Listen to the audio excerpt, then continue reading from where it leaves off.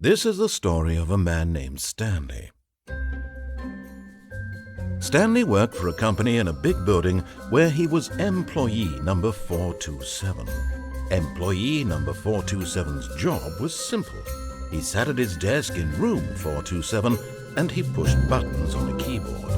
Orders came to him through a monitor at his desk, telling him what buttons to push, how long to push them, and in what order.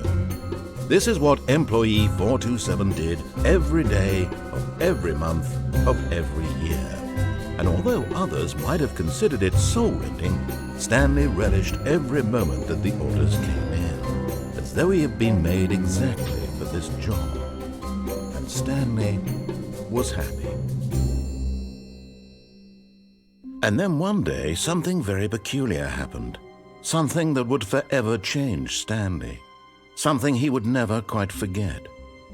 He had been at his desk for nearly an hour when he realized that not one single order had arrived on the monitor for him to follow. No one had showed up to give him instructions, call a meeting, or even say hi. Never in all his years at the company had this happened, this complete isolation. Something was very clearly wrong.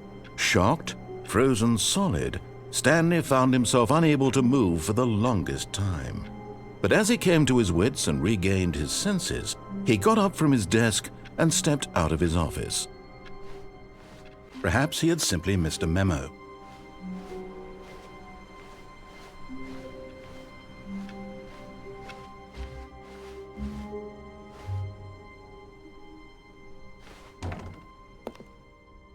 Oh, new content? What does that mean, new content?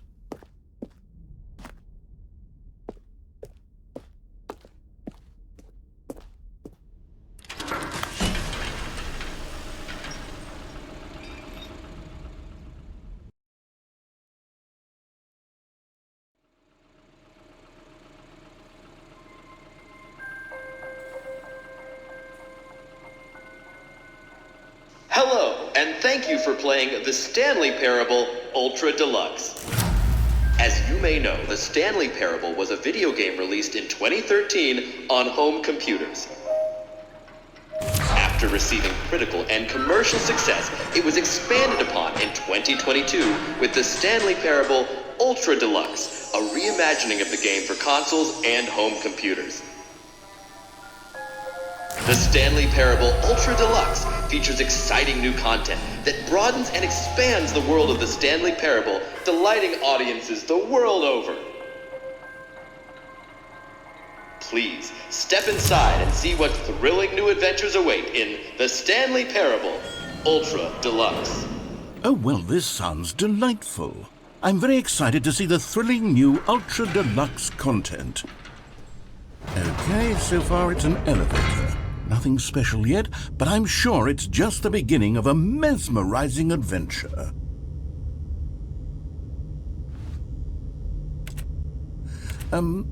Is it broken? What's going on here? Should we be moving somewhere or... Oh, here we go. All right, finally, at long last, it's on to the new content. I've never been more ready. Let's do it.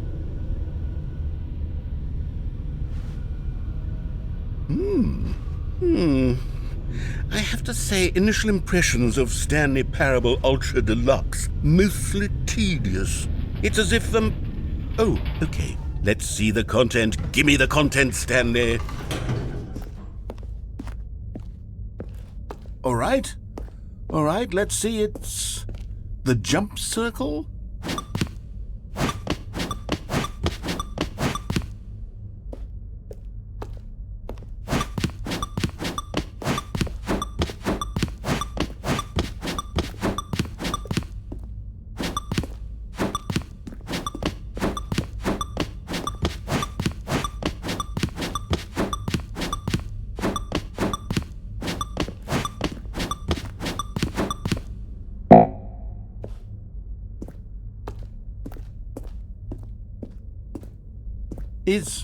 Is that it?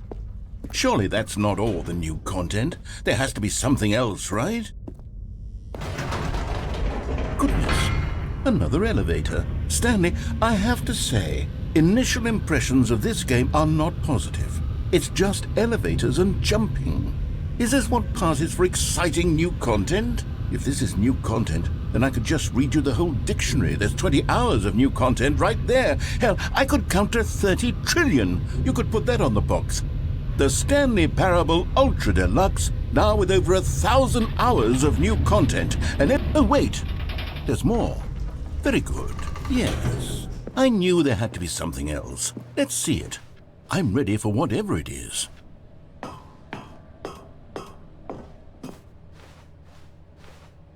That's it? Oh, you've got to be kidding me. You see, Stanley? This is what happens when greedy video game developers with no respect for their fan base rush a cheap expansion to market for no reason other than to make an easy dollar. And don't get me started on the level of craftsmanship that's gone into it. In fact, I'm looking right now at the game's achievements, and it's hard to believe one of them actually says, "Test achievement, please ignore." What quality assurance department signed off on this? I'm infuriated and I'm offended, and I intend to find these people on Twitter and hold them personally accountable. It's my fault, Stanley. I built up too much anticipation around the new content, I'm afraid. It could never have lived up to such expectations. If you're still with me, why don't we just reset the game and we'll try to get back to what the Stanley Parable is really about. No frills, no gimmicks. Just you and me having a great time together like always. What do you say, friend?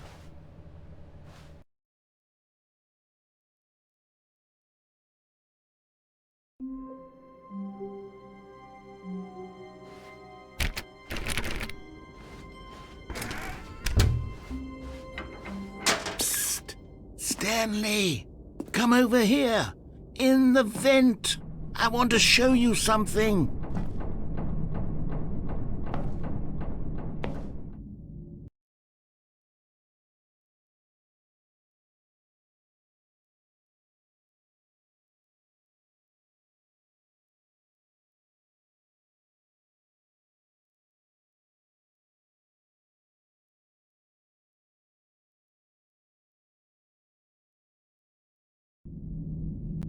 Okay, you remember how cheap and unsatisfying the new Ultra Deluxe content turned out to be? Well, it got me thinking about the past and how much better the Stanley Parable used to be. So I made something special and tucked it away here where the game's developers won't find it. Just our little secret. Take a look.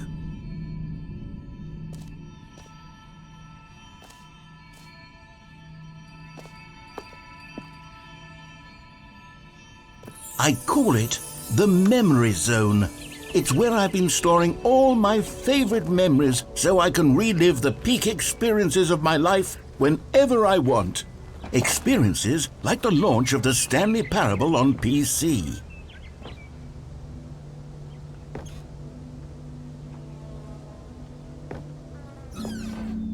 You see, Stanley, doesn't the Memory Zone remind you of how wonderful Stanley Parable was before it was sullied with a cheap re-release?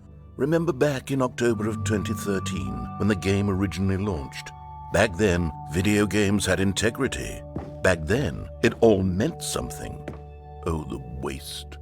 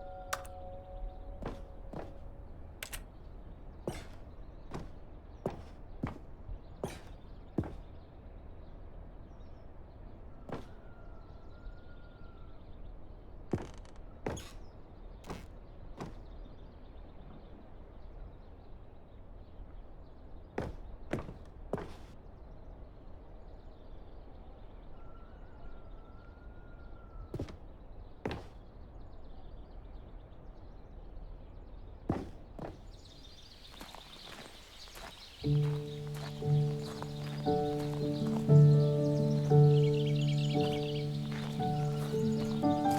suis dans la mémoriso, c'est sur la prière. And over here is where I keep reviews of the Stanley Parable. Like this stunning triumph of games journalism, 10 out of 10 from Destructoid.com. James Stephanie Sterling writes, and I quote, "Where so many games that aspire to be more than games end up less than any form of art, Stanley Parable strives and then succeeds to be every game ever created." Did you hear that, Stanley? Every game ever created. That's how grand and all-encompassing the original Stanley Parable was. It was literally every game ever created. It was Skyrim, it was Persona 3, it was all of them, and now it's nothing. It's no games at all. It isn't even the Stanley Parable anymore. It's just a husk now, a lifeless husk with an hour of new elevator content.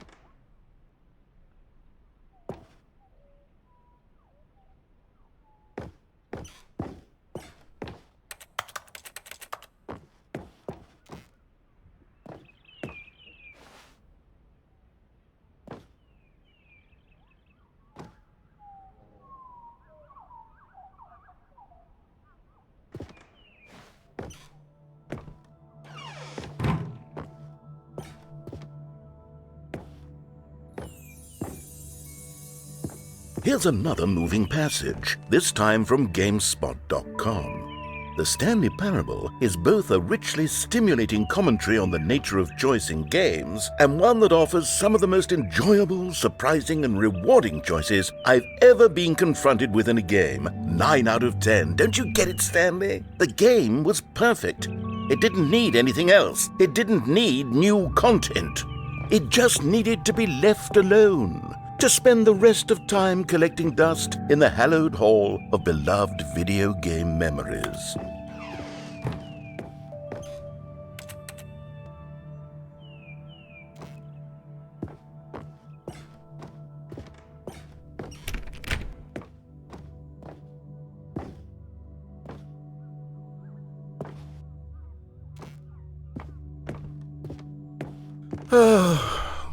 These were simpler times, Stanley. But I wouldn't give to go back, to have it all over again. Wait, hang on. I don't recall this part of the memory zone before. What's this? What's down here? Oh no. Oh God, no. Stanley, it's a collection of reviews from Steam, the online video game distributor. I haven't looked at these in years. I can't even imagine what's been collecting down here.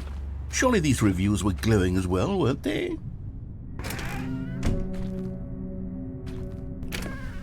Honestly, I could not be bothered to play this game to full completion. The narrator is obnoxious and unfunny, with his humor and dialogue proving to be more irritating than entertaining. Unfunny!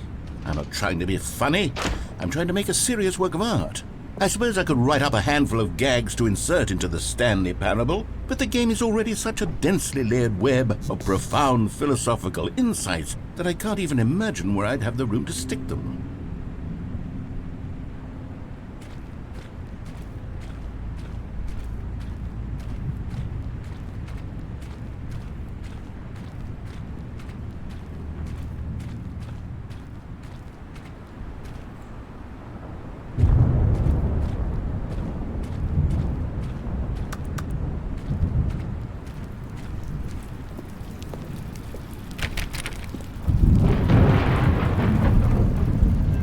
Okay, let's see what this one says.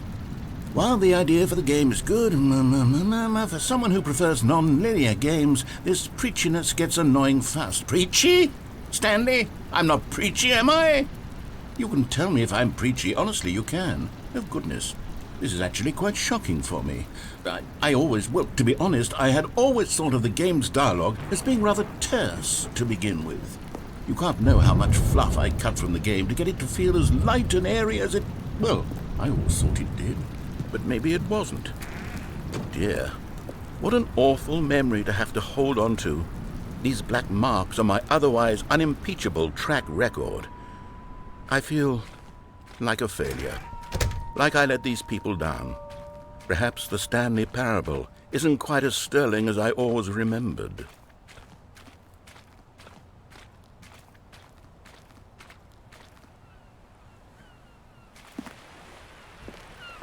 What's this one got to say? You constantly have to stop doing anything so the narrator can catch up with his long-winded explanations of what's happening. I wish there was a skip button. A skip button? Well, yes. Yes, I think we can do that. If I'm truly too preachy, then maybe letting you skip ahead for just a moment, surely it couldn't hurt. Not if it means we can strike these negative reviews from the record. Only positive reviews of the Stanley Parable. That's my motto today, and it's always been my motto. I'd do anything for the customer, Stanley. Yes, a skip button we shall have. And here it is. Go ahead and give it a shot. I'll pop you forward in time so that the second my incessant droning starts to bore you, with just the push of a button, you'll have zipped right past it. It's what the players have been asking for, and I'm very proud to have delivered. No more listening to me rambling on and on and on. No. The Stanley Parable is a game for the people, and if the people want silence, then by goodness, that's what they're going to get. Well, don't sit around waiting for me to shut up. Go ahead and make me shut up. Here, we'll pretend that I've just begun an interminable monologue, and it goes something like this.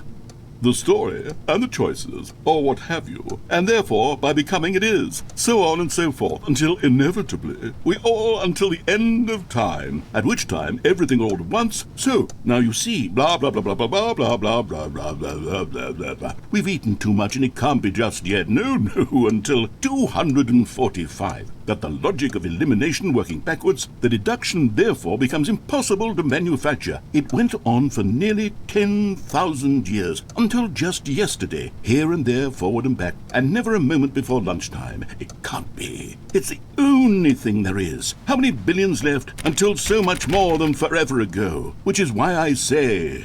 the story and the choices, or what have you, and therefore by becoming it is, so on and so forth, until inevitably we all until the end of time, at which time everything all at once, so, now you see, blah blah blah blah blah blah blah blah blah blah blah blah blah blah blah. We've eaten too much and it can't be just yet. Oh, you're back, you see. You were only frozen in time for a few minutes, but it was plenty of time for me to deliver a long, rambling monologue full of unnecessary verbal flourishes and lengthy ruminations on the nature... Well there, sport. You really did catch me rambling on a bit, didn't you? But that's the power of the button. The minute I start to go off on a thoughtless display of self-absorption, it's right at your... Okay, welcome back, Stanley. Now, I should say that the amount of time the button has been skipping through is becoming longer and longer. That last one was, well, I want to say maybe 30, 45 minutes? Stanley, please don't push the button again. It's been 12 hours. You've just been frozen there. I don't know why the skips are getting longer, but they're really, truly getting longer, and my God, there's no way out of the room. Stanley, the door is gone. It's completely gone. I've looked at it from every angle. I've checked every one of those walls 1,000 times. Oh, Stanley, you're back. You're back. Oh, my goodness. I have someone to talk to again. Stanley, I think it's been a week.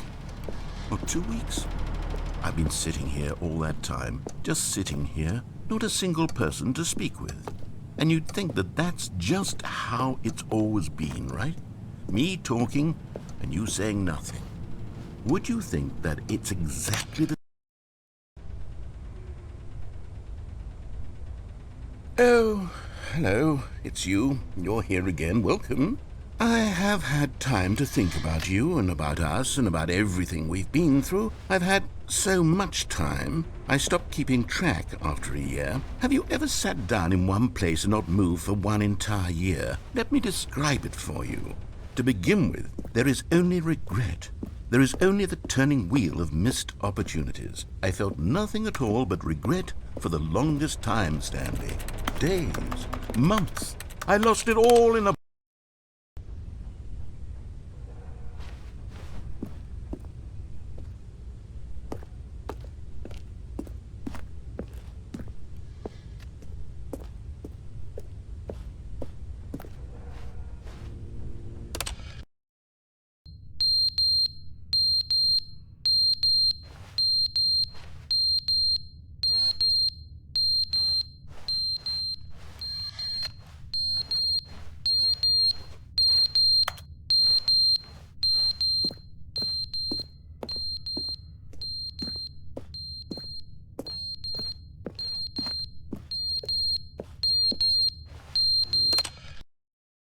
But they didn't understand the game was never meant to be funny. It was meant to have a point. It was meant to speak to the human condition.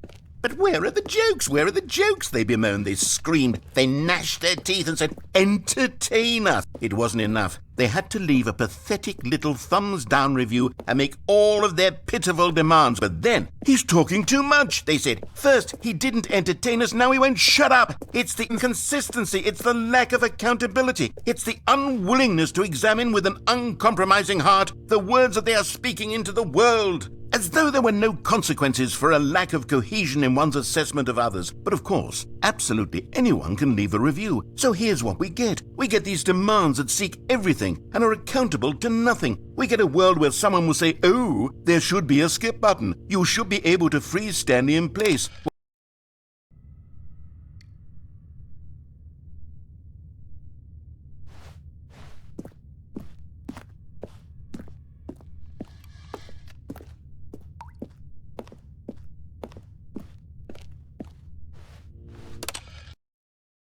The end is never the end, is never the end, is never the end, is never the end, is never the end, is never the end, is never the end, is never the end, is never the end, is never the end, is never the end, is the end, is never the end.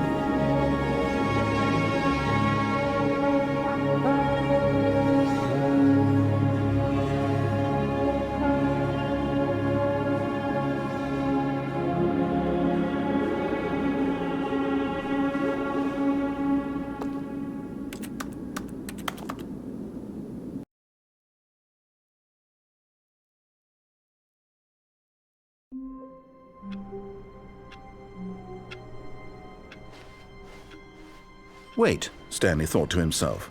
Am I sure that the orders stopped coming in? How is that possible? They never stopped. Surely I was mistaken.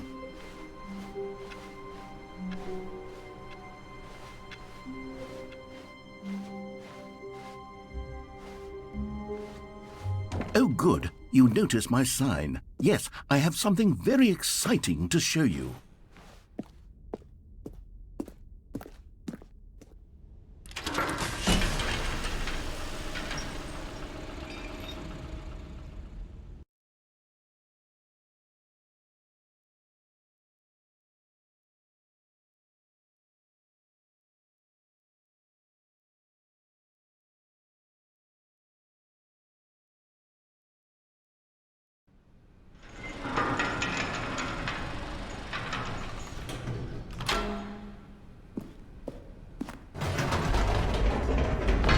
You see, Stanley, I've been reflecting on the Stanley Parable and about how roundly disappointing this Ultra Deluxe version has turned out to be.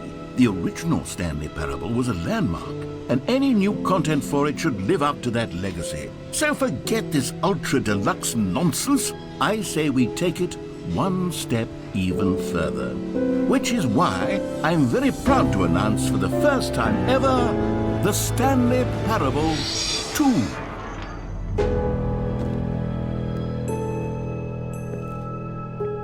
Yes, you see, isn't this far superior to a measly re-release with a few minor additions? Think of all the new territory we'll cover with a fully fledged sequel. An entirely new experience, built from the ground up. Why, there are so many possibilities. It could go in so many different directions.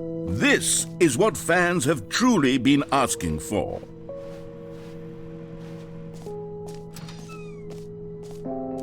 Calling it the Stanley Parable 2 is just so much catchier than Ultra Deluxe, don't you think? Ultra Deluxe? What does it even mean? But the Stanley Parable 2, now that's an artistic statement right there. It's future-oriented. It screams progress and innovation and long-term franchising potential.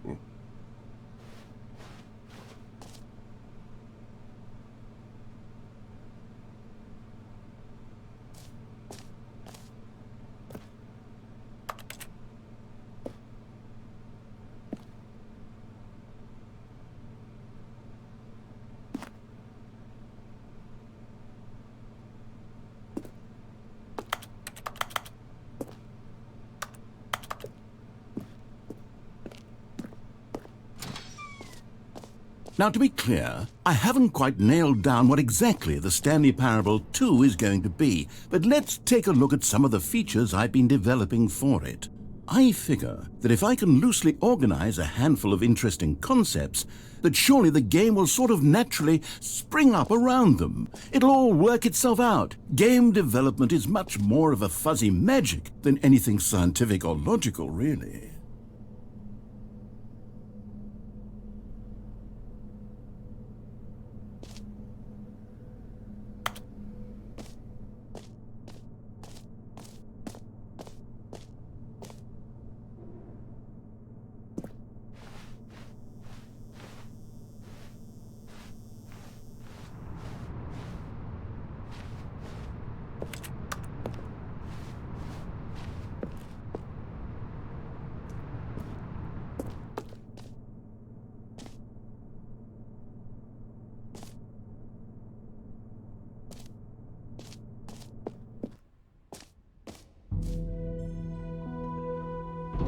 Here we are. Go on, try out some of the new features.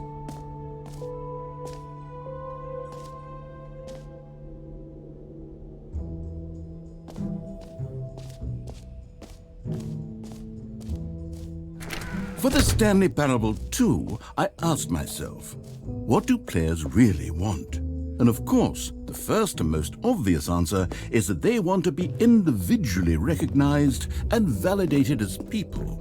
So with that in mind, my first addition to the game is this button which speaks the name of the person playing the game. Isn't that wonderful? Jim. Sorry, I should have clarified. Right now, the button only says the name Jim. But of course, in the final game, this button will say your name, whatever name that is. Here, let's have you role-play as Jim to really simulate the full experience of this feature. Just play along. I promise you'll love it. Okay, here we go. Let's take a deep breath, clear your mind, forget whoever you are, and simply become a person named Jim. I want you to imagine yourself living as Jim, sleeping and waking as Jim, falling in love and being heartbroken as Jim, seizing all of the world's possibilities as Jim, and as Jim watching your dreams crumble into dust. Do you feel it deeply? Are you really, truly Jim right now? If so, then please step forward and press the button. Yes! You see? What a thrill! What a rush! That was you! The button described you. Do it again. Do it again. Jim. Ooh, it hits even harder the second time. If this were the only new feature in the Stanley Parable 2, it would still be worth the money. Let's take a break from the Jim button. I'm too emotionally drained from all of this personal validation. Jim. Whoa there, cowboy. Sometimes a person can be too much Jim.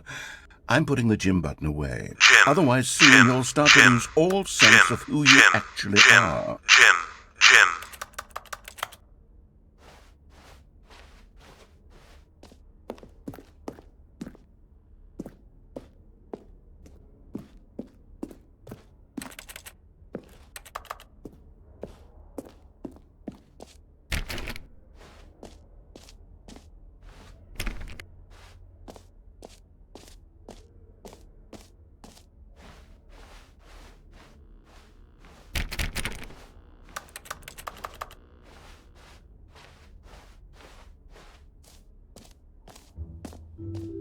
I suppose I could allow only people named Jim to play the Stanley Parable 2. That would actually save me the work of finishing this feature.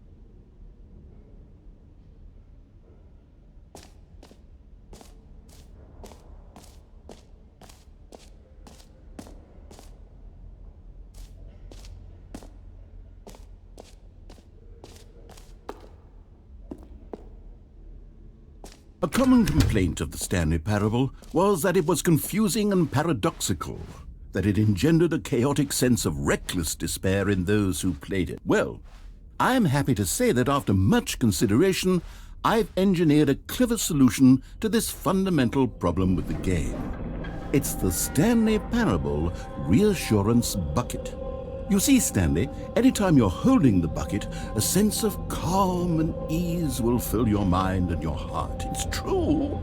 As long as you hold on to the bucket, the many disorienting contradictions of the Stanley Parable will feel perfectly normal and perhaps even comforting. You may even come to long for the gentle embrace of jarring cognitive dissonance while the bucket is in your arms. And to be honest, it's a much more convenient solution for me than actually redesigning the game to be less uncomfortable. Can you imagine what a pain in the ass that would be? Yes, the bucket is the perfect solution. Come on, give it a try.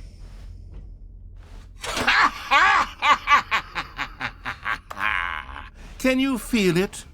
The glow of comfort, even in the face of crushing despair, must already be sweeping through your body. And in fact, can I say that I do believe the bucket lends you an air of charisma as well? I think that just holding it has made you the slightest bit more attractive as a person. The benefits of the bucket seem to go on, don't they?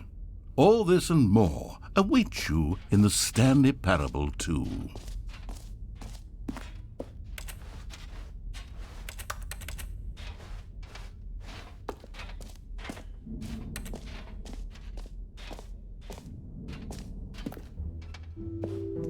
Does anyone give out awards for most enjoyable bucket in a video game? That really should be an award if it isn't already.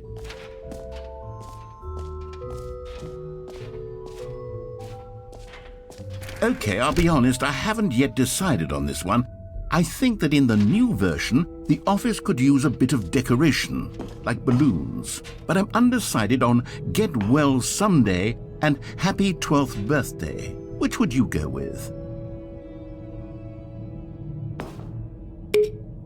You know, sometimes when you solicit another person's opinion, it makes you realize that you knew which one you actually really wanted all along. Get Well Someday it is.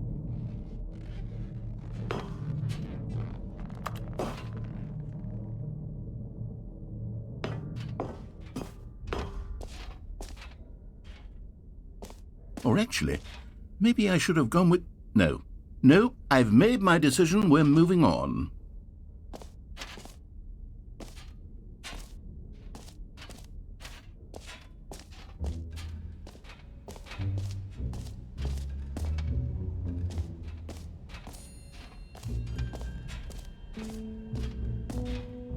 You know what? Let's bring the jump circle back for Stanley Parable 2 as well. It's...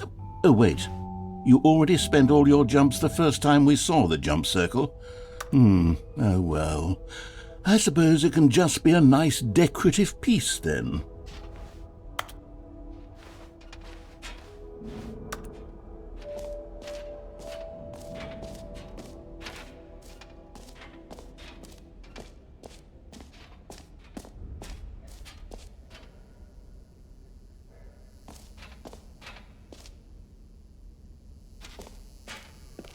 Now here's something special. You remember that broken test achievement that got left in the game on accident? Well, I'm developing a technology to simply give you the achievement. Yes, you see, you'll come to this lever and when you pull it, the achievement will be given to you. It's as simple as that. Okay, perhaps I should have clarified. This is technology that will exist. Right now, the achievement is still fully broken. I'm not a wizard, Stanley, but I guarantee it will be fixed in the sequel to at last satisfy the hordes of ravenous fans all over the world who have been uproariously demanding this feature. Gamers, we hear you, and I promise it will happen.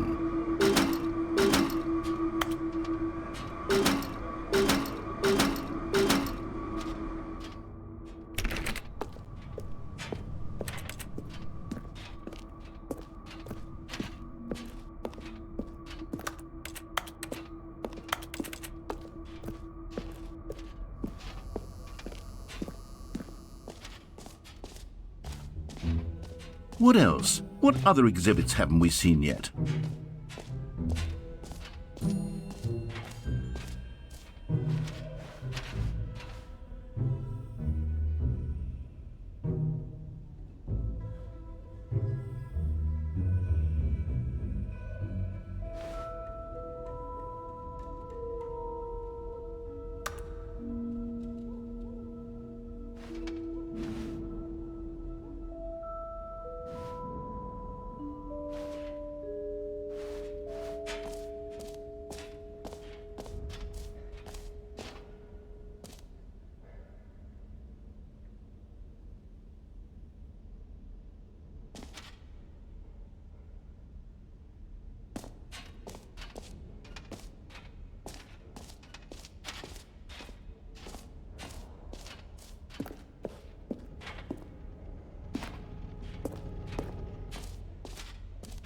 Ah, collectibles.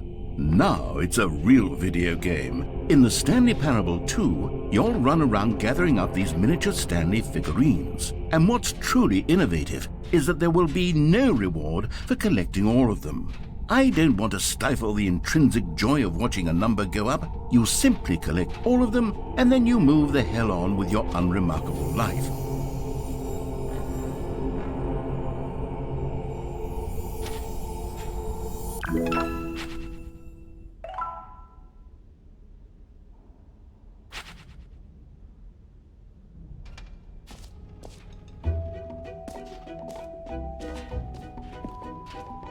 God, it really is the worst when you collect everything in a video game and then they give you a big fancy reward for it. Absolutely tragic.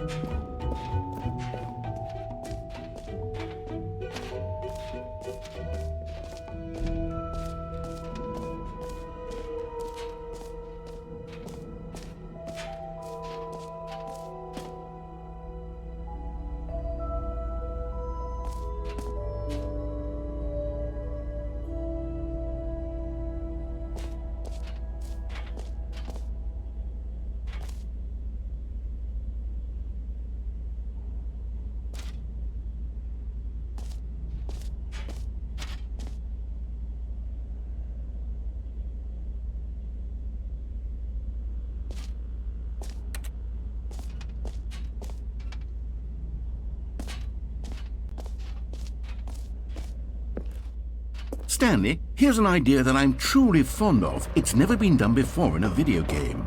This is, in fact, a hole that you can fall down forever. That's right. Infinite falling. You can fall until the end of time, if you like. A stunning leap forward for video games as a medium.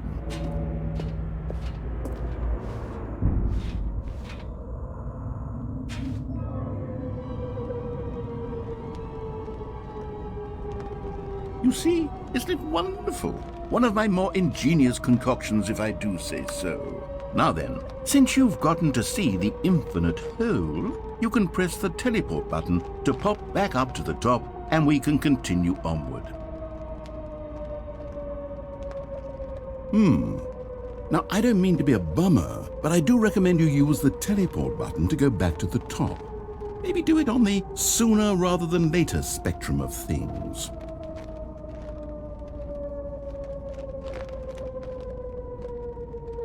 Okay, Stanley, I don't know quite how to say this tactfully, but it's possible that I slightly exaggerated the infinite nature of the hole. Is it a very, very deep hole? To be certain it is. It's an extremely deep hole. I don't want anyone to say that it isn't an astonishingly deep hole. It is. Is it infinite? Well, that sort of depends on your definition of infinity. From one perspective, the infinite is merely philosophical in nature. It's more of a...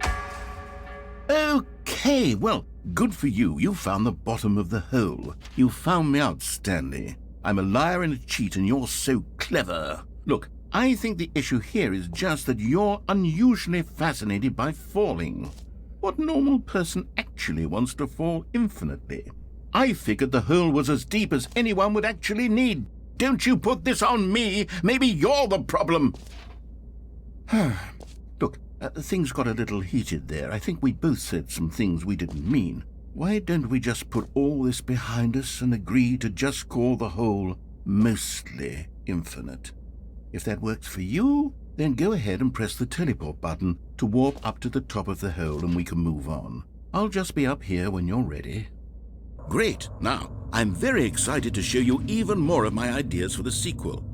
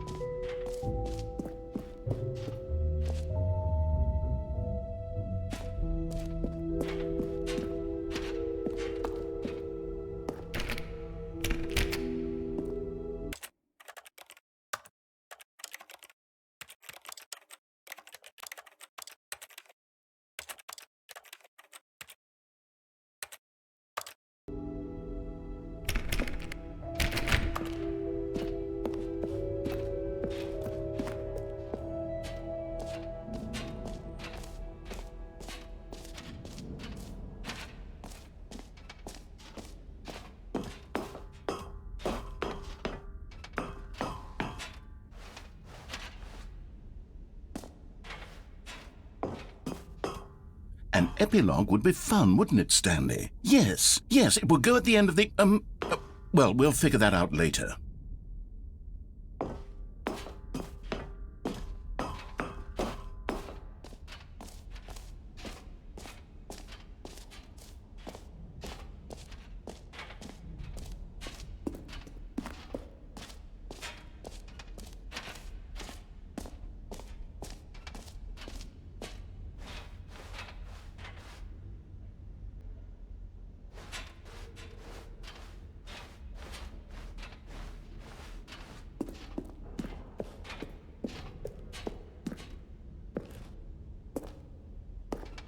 All right, have you seen everything you wanted to? Ready to move on now?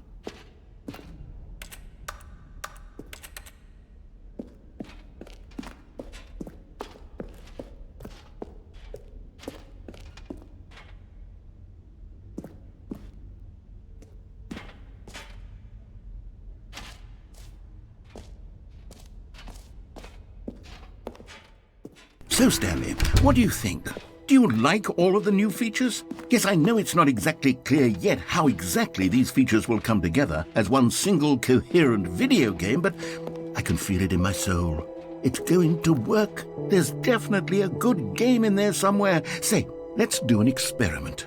I'll arrange these new features together, and we'll see whether or not it coheres into a meaningful gameplay experience. Okay, are you ready? Here it is. I give you the Stanley Parable 2.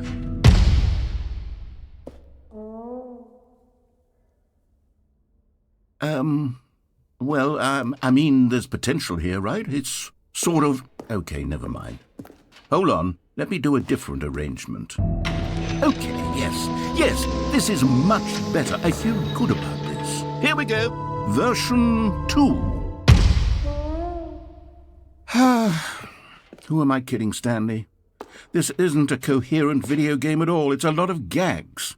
And I do very much enjoy creating gags, but they don't add up to anything. I wanted more than anything to create a sequel that would capture all the magic of the first game. I wanted fans to love it. No matter how good these gags are, they won't stand on their own. They would need the structure and the gameplay of the original. Wait, maybe that's it. I can take the original Stanley Parable and simply, insert a few of my new features into it. Tastefully, of course. With respect. With care for the vision and integrity of the original game. Would it possibly work? I suppose it could. But it would need a really, really tremendous title screen. A title screen that says with bold and uncompromising conviction, "This is the Stanley Parable 2. Let me see if I can whip something up. All right, perfect. Go ahead. Take a look.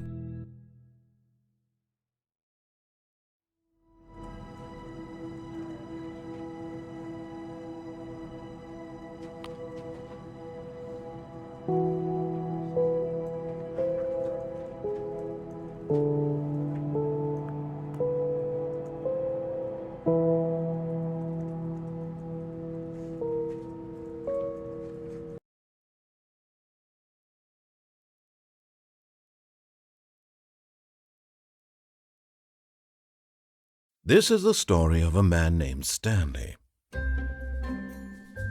Stanley worked for a company in a big building where he was employee number 427.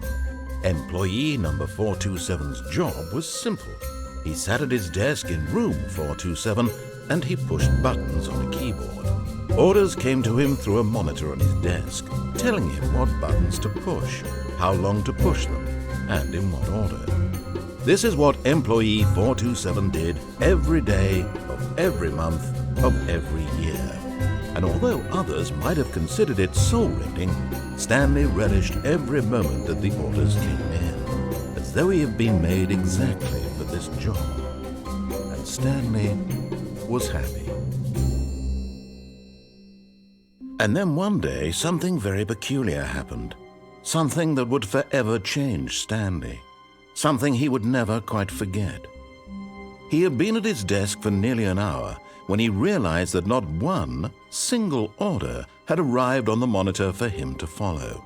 No one had showed up to give him instructions, call a meeting, or even say hi. Never in all his years at the company had this happened, this complete isolation. Something was very clearly wrong. Shocked, frozen solid, Stanley found himself unable to move for the longest time.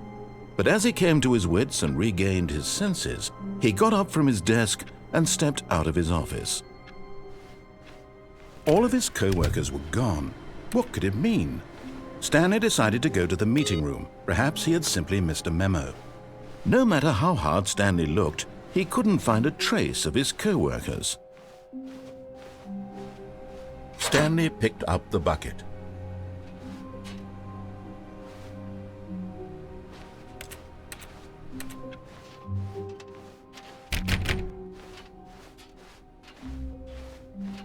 Stanley clutched the bucket tightly to his chest and entered the door on his left. This was not the correct way to the meeting room, but Stanley had felt the bucket calling to him, telling him that the employee lounge was simply the place to be. And here it was. Had the bucket turned out to be correct? Was this better than the meeting room? Yes, Stanley thought to himself. No, never mind. The bucket was wrong. Stanley took the door on his left to go back to the meeting room.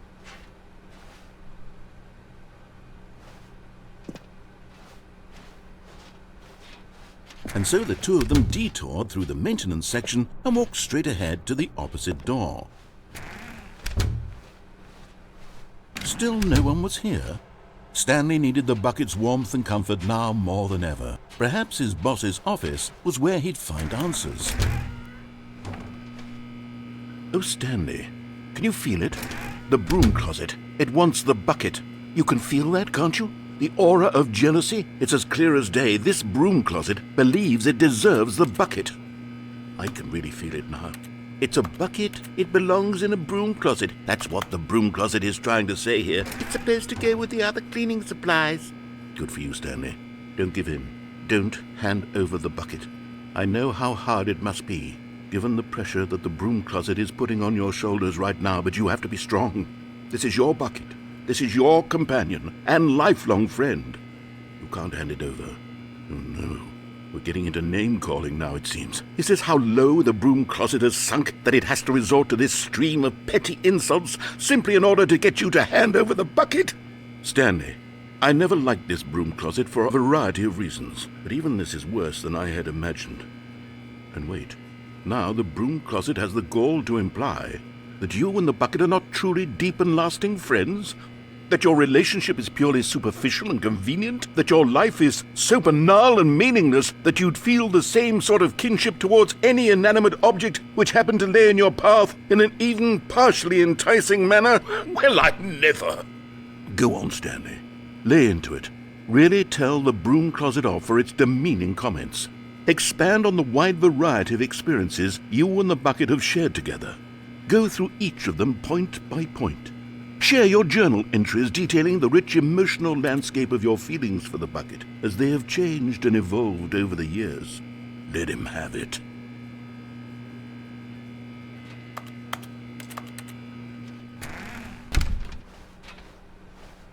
Okay, coming to a staircase, Stanley and the bucket walked upstairs to the boss's office.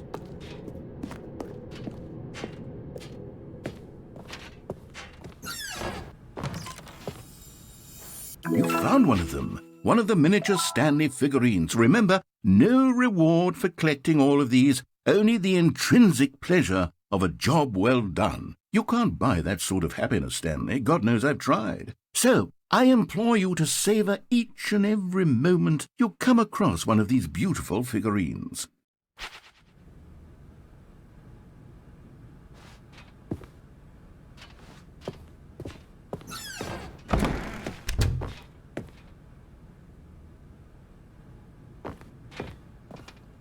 Stepping into his manager's office, Stanley was once again stunned to discover not an indication of any human life. Crushed by but Stanley guessed the correct code by sheer luck. Was it that the bucket knew all along? Was the bucket guiding him? Yes, this is certainly the most logical explanation.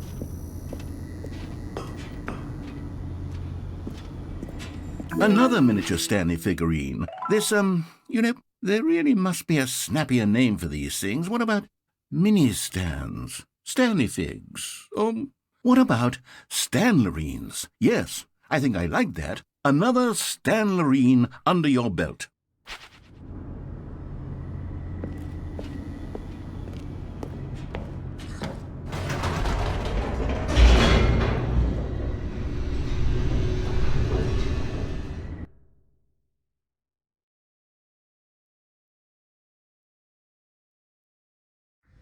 The elevator raced downward, plummeting towards an unknown fate. It would be all Stanley could do to keep himself together, if not for the bucket. Soothing him, comforting him, reassuring that in this darkest moment of uncertainty, he would be all right. The bucket is here for you, Stanley. Everything will be fine.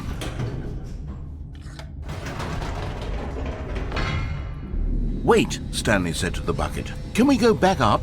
When I was pressing those keypad buttons, there was something very intriguing about the number 3. I want to go back so I can try pressing the number 3 again. The bucket said nothing.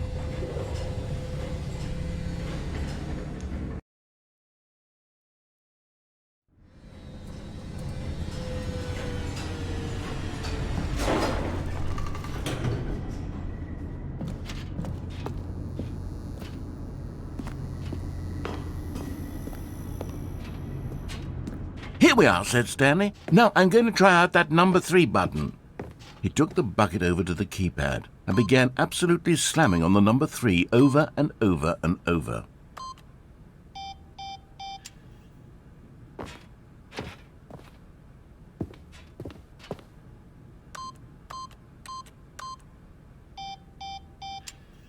Wow, he said. The number 3 is such a special button. I'm having the time of my life. Stanley looked expectantly at the bucket, but the bucket remained silent. This was a shock to Stanley, who had always felt such a connection with the bucket. How was this not as exciting to the bucket as it was to him? Once Stanley had had enough of the number 3, he got back in the elevator.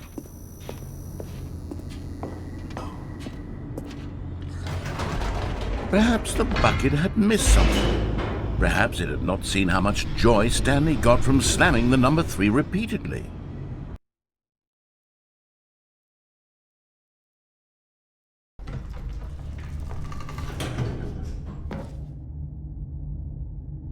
A hint of regret nagged in the back of Stanley's mind.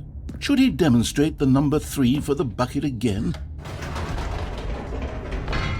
No, said Stanley to the bucket. You can't go on yet, not till you understand how much the number 3 means to me. You and I have been through so much together, and I just want you to see what I see. Feel the happiness I feel. He smiled at the bucket, and the bucket said nothing.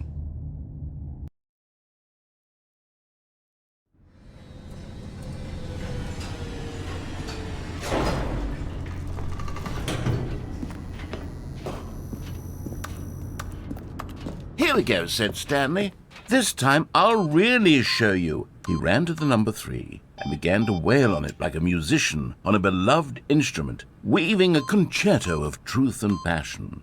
He wielded the number 3 like a fine artist would wield a paintbrush. He told stories through the number 3, stories of his dreams and hopes and fears, and the whole time he looked to his bucket for a reaction of some kind. Anything to let him know that the bucket appreciated what he was doing.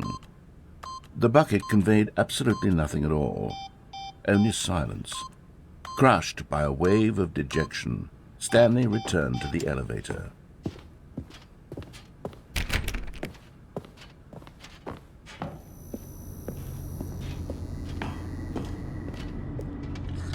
Stanley and the bucket were so close. They'd always been there for one another. Why suddenly could the bucket not connect with this passion of Stanley's?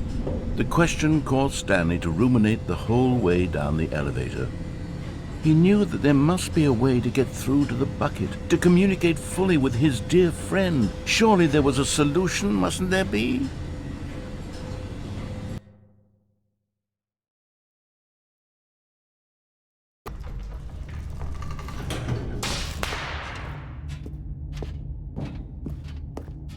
Stanley and the bucket walked straight ahead through the large door that read, Mind Control Facility.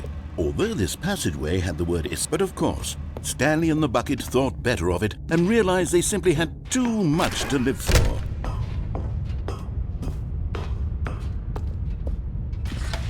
The lights rose on an enormous room packed with television screens. What horrible secret did this place hold? Stanley and the bucket both wondered to themselves.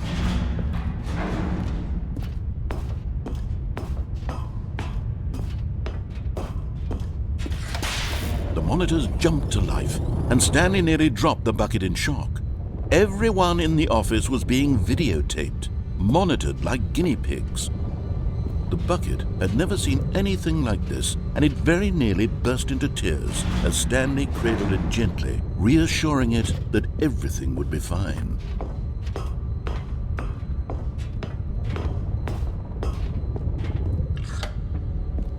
Was the bucket under the mind control facility's influence as well? Had the bucket been told to do things it didn't wish to do? What kinds of things does a bucket want to do or not want to do in the first place? These questions raced furiously in Stanley's feeble mind. No! He screamed into the bucket. He couldn't accept it. His own life in someone else's control, never! He squeezed the bucket tighter. His one friend in the entire world.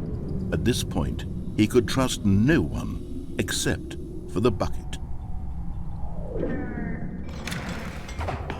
But here was the proof. The heart of the operation. Controls labeled with emotions, happy or sad or content. Walking, eating, working, all of it monitored and commanded from this very place.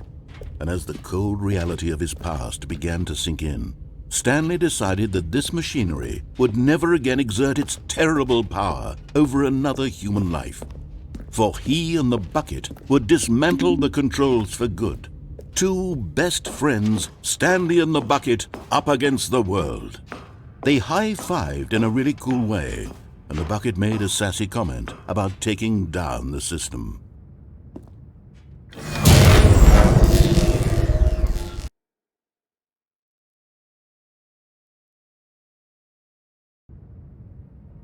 Stanley and the bucket waited in blackness. Was it over? Yes, they had done it. Stanley and the bucket had defeated their greatest and darkest enemy, freed themselves from the tyrannical grip of the evil mind control machine. Freedom was now mere moments away. Excitedly, the two of them began to discuss the kind of life they wanted to live once they stepped through this massive door. The bucket wanted to learn to roller skate. Stanley wanted to sneeze in every country on Earth. Both of them wanted to begin watching a movie, any movie, but then stop it halfway through and begin watching it in reverse from the end. True, it was a simple life they envisioned, but it was one they'd lived together, with one another to lean on, to trust, to support, and... What? Wait. What was happening? Why had the door stopped? Was Stanley and the bucket not about to be freed? An unbearable silence filled the room, lingering in uncertainty, until finally the truth hit Stanley square in the face.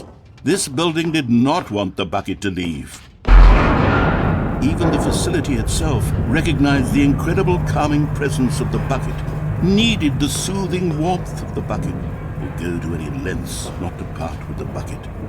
No. Stanley can't leave this place. Not while he has such a precious bucket in his arms. Not while this building has anything to say about it. Stanley realized he would never again leave this very room. But at least he has the bucket. To be trapped eternally in darkness isn't really so bad, Stanley thought to himself. As long as I have my bucket with me, right? I'll be okay, won't I? Stanley gulped. Very soon now, he was about to find out.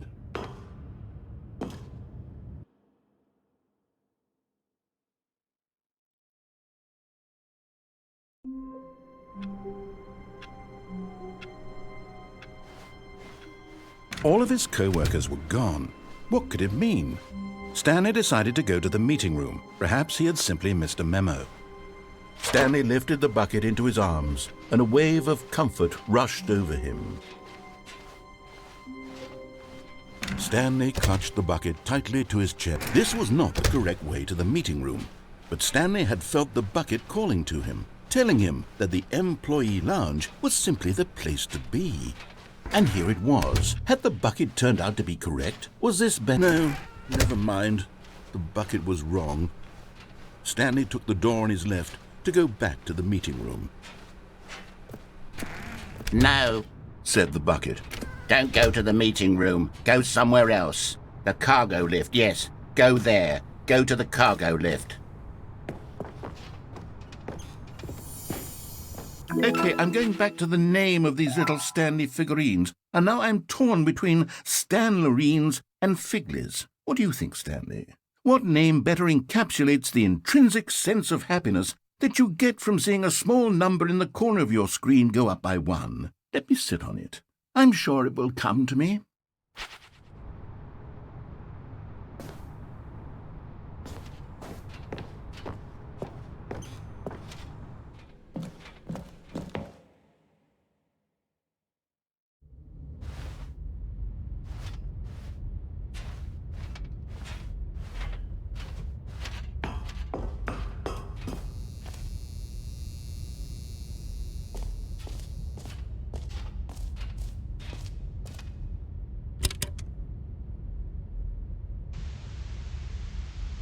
Okay, this is day number 295, tape number... I don't even know. I've lost track. Nothing feels real anymore. The longer I study this bucket, the less sense anything makes. The sheer euphoria I feel every time I pick it up. No matter how many times I've done it, it's always the same feeling. And the emptiness in my chest when I set it down, it doesn't make sense. There's no explanation for it. I still haven't figured out why I see the world so differently when this bucket is in my arms. Why everything feels so... What do I do with this treasure? I can monetize it. Yes. It's unthinkable the amounts of money people will pay for even just an hour with the bucket. This is my golden ticket. But I have to be careful, because as soon as this gets out, there's going to be a target on my back. Even now, I don't know who might be trying to get me. What's that? Who's there?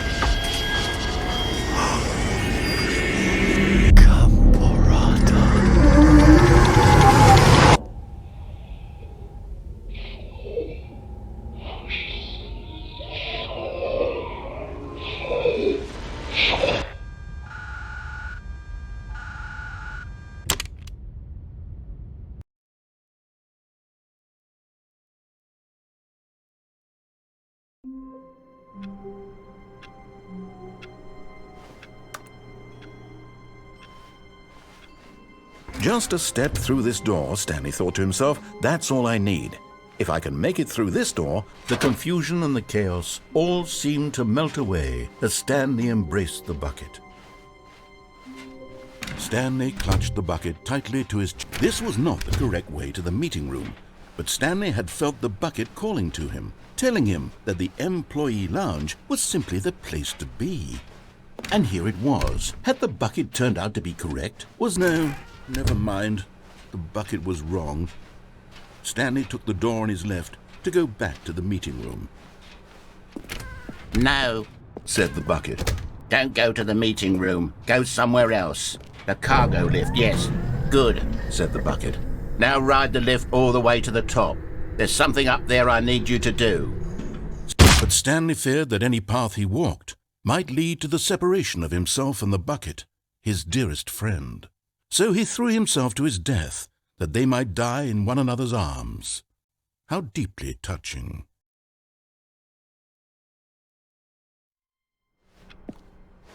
Just a step through this door, Stanley thought to himself, that's all I need. If I can make it through this door, I can make it through them all. Warmth spread through Stanley's arms. With the bucket in his arms again, he was home.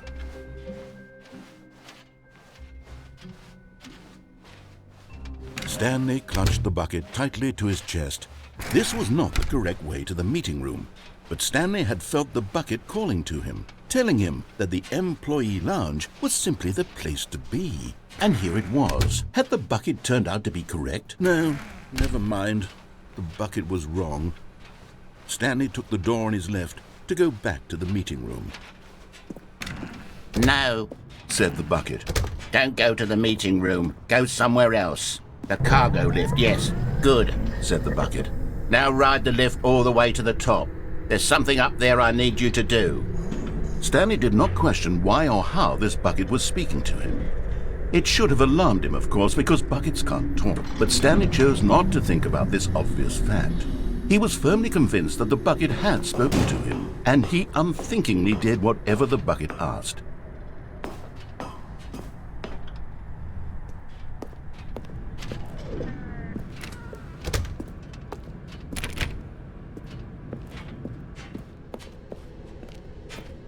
No, stop.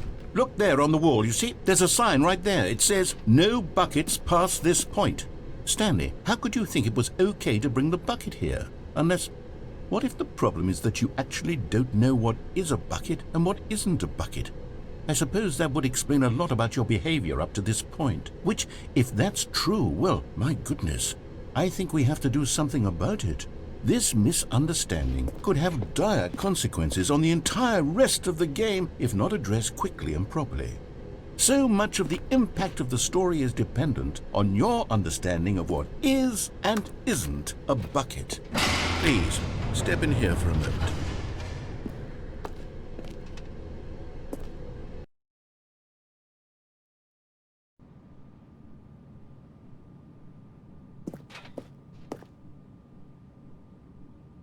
Now then, I'm going to run you through some test scenarios, and you'll tell me whether or not the thing I'm showing you is a bucket. Simple enough, right? This should tell us everything we'll ever need to know about what is or is not a bucket. Okay, let's begin. Item 1. Is this a bucket? Correct. It is a hologram of a bucket, not an actual bucket.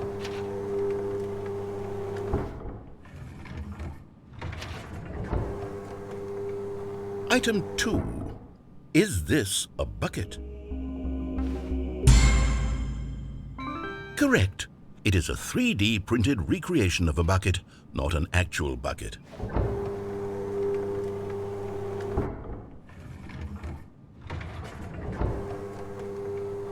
Item 3. Is this a bucket? Incorrect. This is a bucket.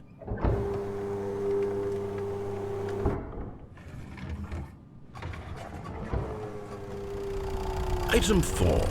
Is this a bucket? What? Are you hallucinating? This is a tractor. It's an enormous machine that tills the earth. I thought this was a gimmick. How on earth did you manage to screw it up? Absolutely incredible. Let's just move on to the next one.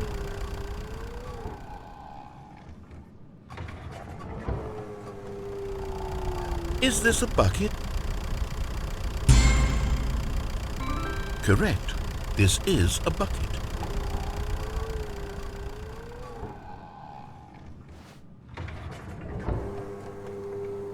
Item 6. Is this a bucket? Trick question. Both. Gotcha.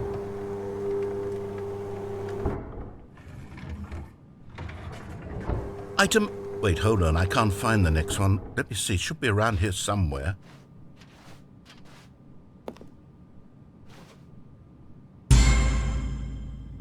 Okay, you and I both know there isn't anything here. And I don't appreciate the implication that nothing is a bucket when we both clearly know that a bucket is something, and therefore nothing could possibly be something. Unless, in your twisted mind, have you somehow convinced yourself that a bucket is nothing? Answer me straight, Stanley. Do you believe that nothing is a bucket?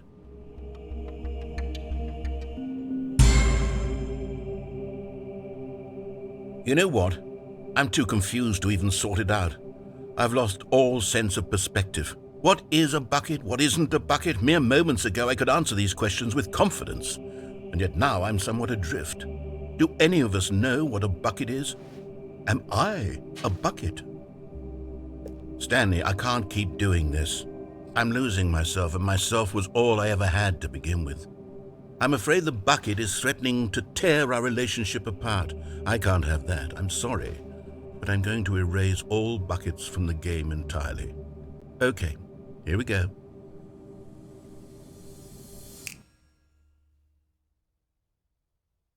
What happened? Is everything gone? Why did everything disappear? Wait, was everything a bucket? Every single thing in the game was a bucket. Oh my God, I had no idea. How could... Except me. I'm not a bucket after all. And you, Stanley, you're still here. You're not a bucket either. Oh, this is wonderful news. We're not buckets. Yes, I actually feel much more at ease right now. It's delightful to get some clarity on that issue, but it doesn't change the fact that we haven't got a game. So, tell you what, I'll reset everything and we'll put back all of the buckets, okay? And we'll know that it's all a bucket. But if you run into anyone else, maybe don't mention that. Who knows what that information might do to a person? All right, here we go.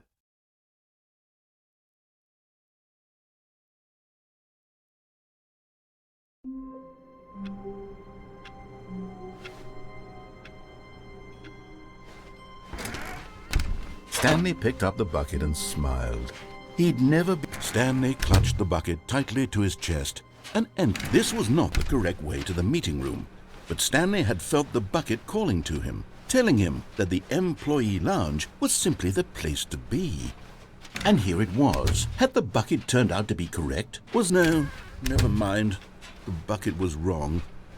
Stanley took the door on his left to go back to the meeting room. No, said the bucket. Don't go to the meeting room. Go somewhere else. The cargo lift, yes. Go there. Good, said the bucket. Now ride the lift all the way to the top. There's something up there I need you to do. Stanley did not question why or how this bucket was speaking to him.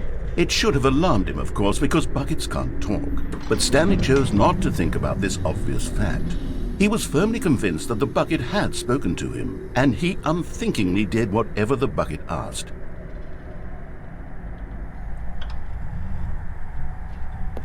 In here, said the bucket. Go into this dark room over here. Stanley once again obeyed blindly.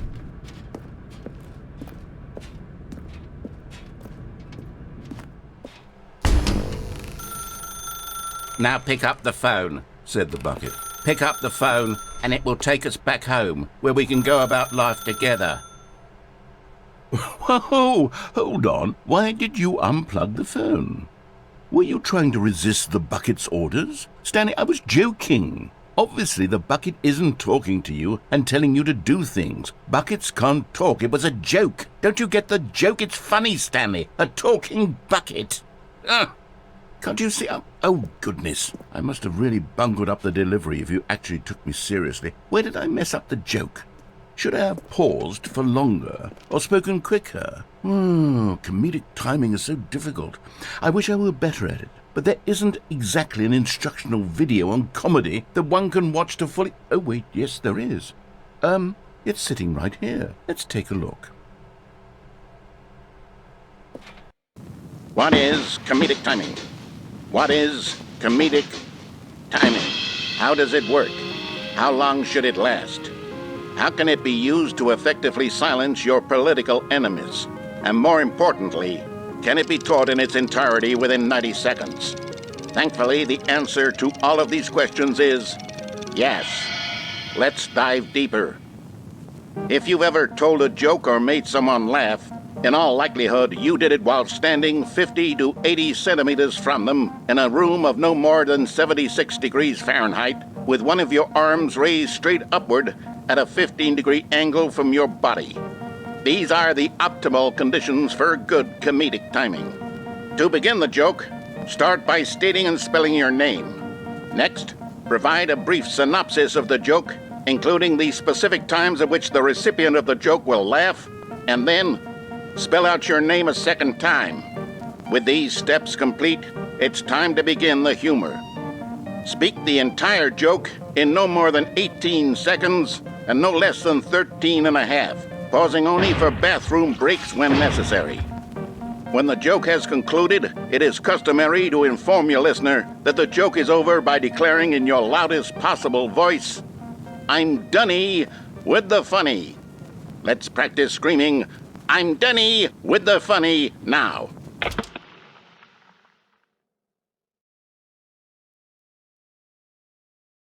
Good. This saying is a perfect example of expectations management, which is the cornerstone of good comedy. Finally, it's time to hand out surveys. Collecting hard data from your audience on how rapt they were throughout the joke is the only way to grow or learn as a comedian.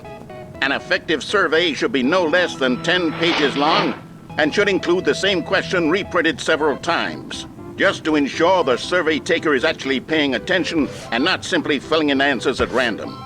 And that's all there is.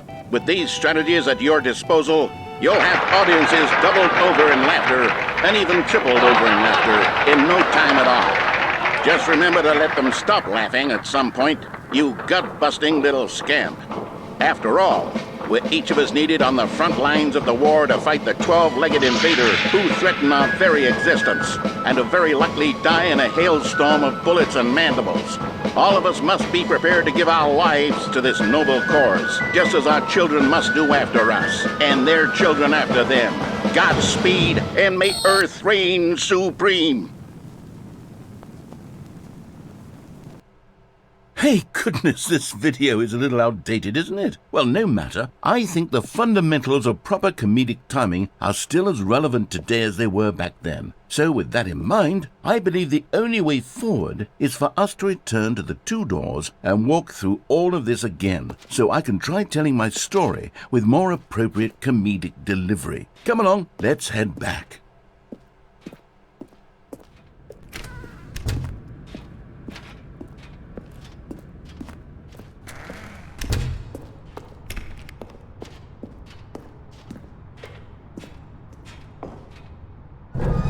I can feel it.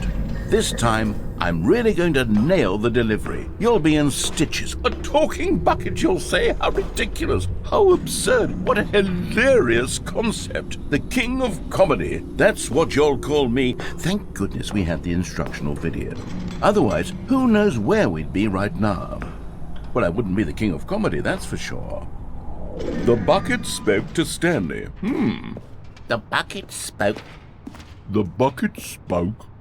Oh, I'll figure it out on the fly. No need to overthink things.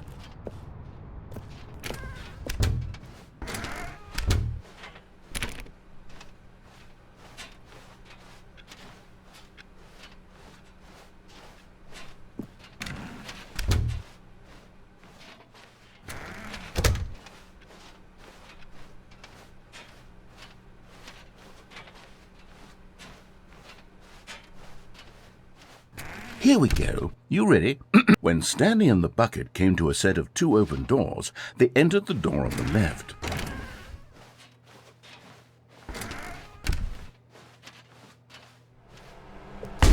What? We're back at the phone already? No. What's going on? There were supposed to be several rooms leading up to this. There was supposed to be a build-up to this point, a dramatic display of remarkable comedic wit which culminates in this scene with the phone. But now the timing's completely off. The joke will never land, or not the way it was meant to. And it's all my fault. I must have forgotten that the phone room comes immediately after the two doors room. What an egregious mistake. I've made a fool of myself. I don't deserve the title of King of Comedy. I'm nothing. I'm not even the lowliest joke-telling whelp. I think I need to go back and rewatch that instructional video again. Yes, surely that will help me improve my...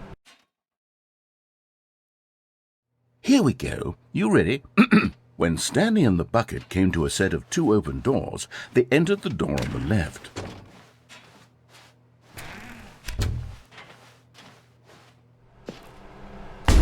What? We're back at the phone already? No. What? Here we go. You ready?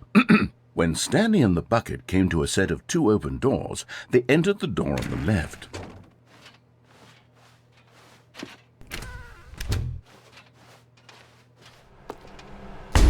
What? We're back at the phone already?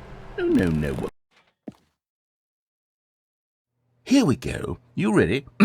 When Stanley and the bucket came to a set of 2 open doors, they entered the door on the left. No. You were supposed to go through the door on the right, leading back to the phone. Did you not even look at the instructional video? I think this is all covered very clearly. There's no way I can make the comedic timing work now. It's done. The joke is completely done and over. It's all your fault, Stanley. I'm going to be ridiculed in the community of other joke writers. I'm going to be shamed at every one of our meetings from now on. All because you couldn't watch a simple video and take a hint. Are you proud of yourself for bringing me down, Stanley? Are you proud? Stanley, you love the bucket so much it's like you... it's as though all of your other most prized possessions pale in comparison. Yes. Well, let me try that again, Stanley. I heard that you are pale with shame over how unabashedly in love with a bucket you are. No? Still not? Is it the delivery? Pale with shame. Pale with shame? Pale... What's another word to describe a bucket? Stanley, this bucket is so metal, I think I saw it playing guitar. No. We're getting away from making fun of Stanley's obsession with the bucket, which was the whole point of this. I'm no good at these jokes. I need more instructional videos. That's exactly what it is. That's what will make me the king of comedy again. More instructional videos. Let's see.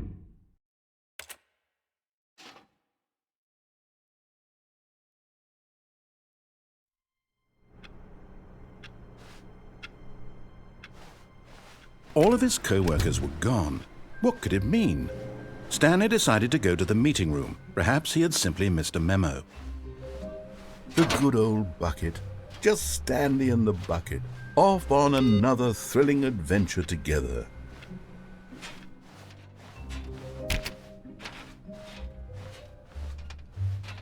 Stanley clutched the bucket tightly to his chest and entered. This was not the correct way to the meeting room. But Stanley had felt the bucket calling to him, telling him that the employee lounge was simply the place to be. And here it was. Had the bucket turned out to be correct? Never mind. The bucket was wrong. Stanley took the door on his left to go back to the meeting room. No, Said the bucket. don't go to the meeting room. Go somewhere else. The cargo lift, yes. Good. Said the bucket. Now ride the lift all the way to the top. There's something up there I need you to do. Stanley did not question why or how this bucket was speaking to him. It should have alarmed him, of course, because buckets can't talk. But Stanley chose not to think about this obvious fact. He was firmly convinced that the bucket had spoken to him, and he unthinkingly did whatever the bucket asked.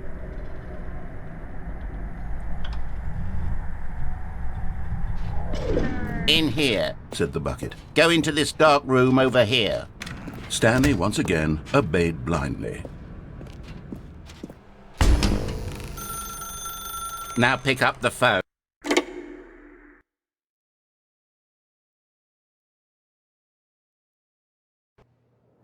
This is the sad story of a man named Stanley and his bucket.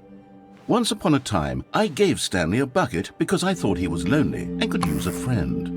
And then, very distressingly, he began to believe the bucket could speak to him.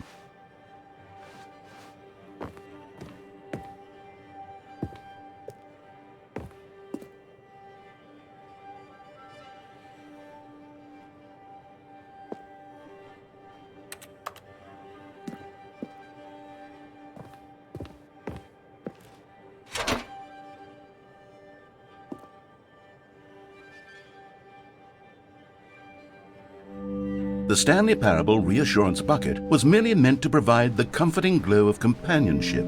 It doesn't literally talk and give you orders. Whatever Stanley is hearing the bucket say to him is just in his head.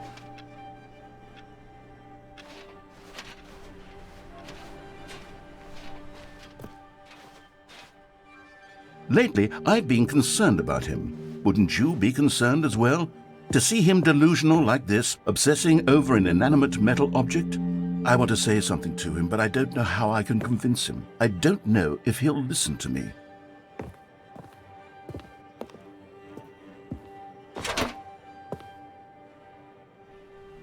Oh, I'll try anyway. Stanley, can you hear me? Listen to me. It's just a bucket. It can't think, it can't talk. All it will ever truly do for you is effectively transfer a liquid from one location to a different location. That's it. It doesn't do anything else.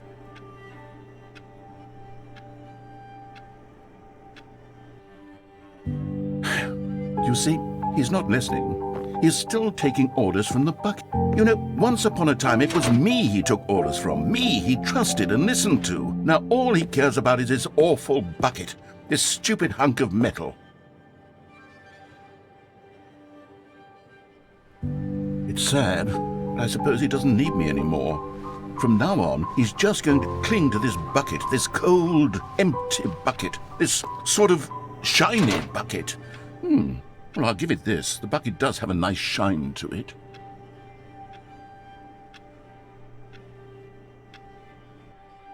Yes, I suppose on closer inspection that it doesn't quite look like your average hardware store bucket. It's just a little more, what am I trying to say? Sturdier, more capable of transporting liquid. Like it would be better at moving an amount of water from one room to another.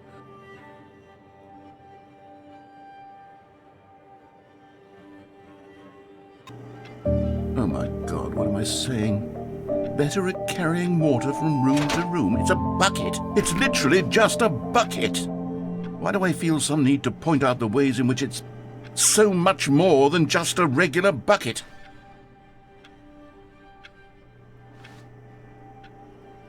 Oh no, I'm having feelings for the bucket.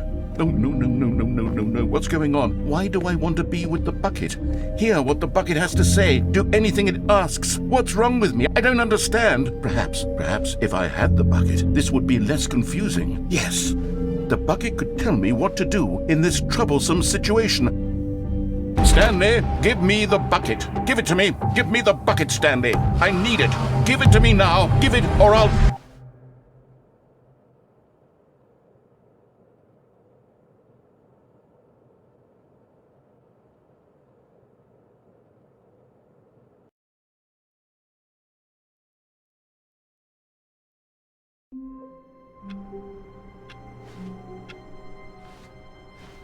All of his co-workers were gone.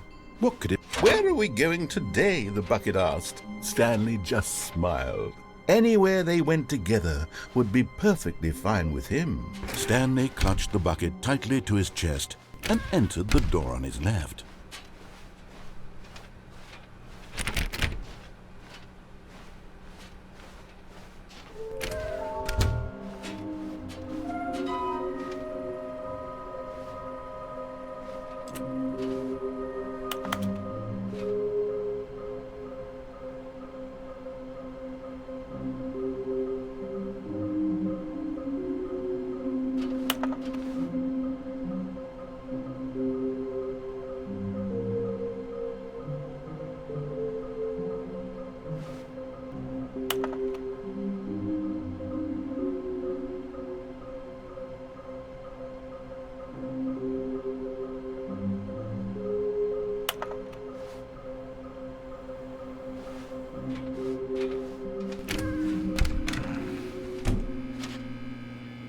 Oh, Stanley, can you feel it?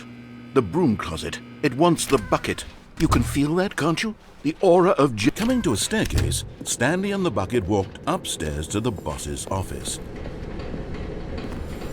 You're getting close now, Stanley. You've nearly gotten all of the Figurines. Very soon, you'll collect the last one, and then the first number will equal the second number, and that will be it. We'll be different people by then. Different in the sense that we used to have none of them, and now we have them all. You can't go back to when you had no Figurines. None of us can.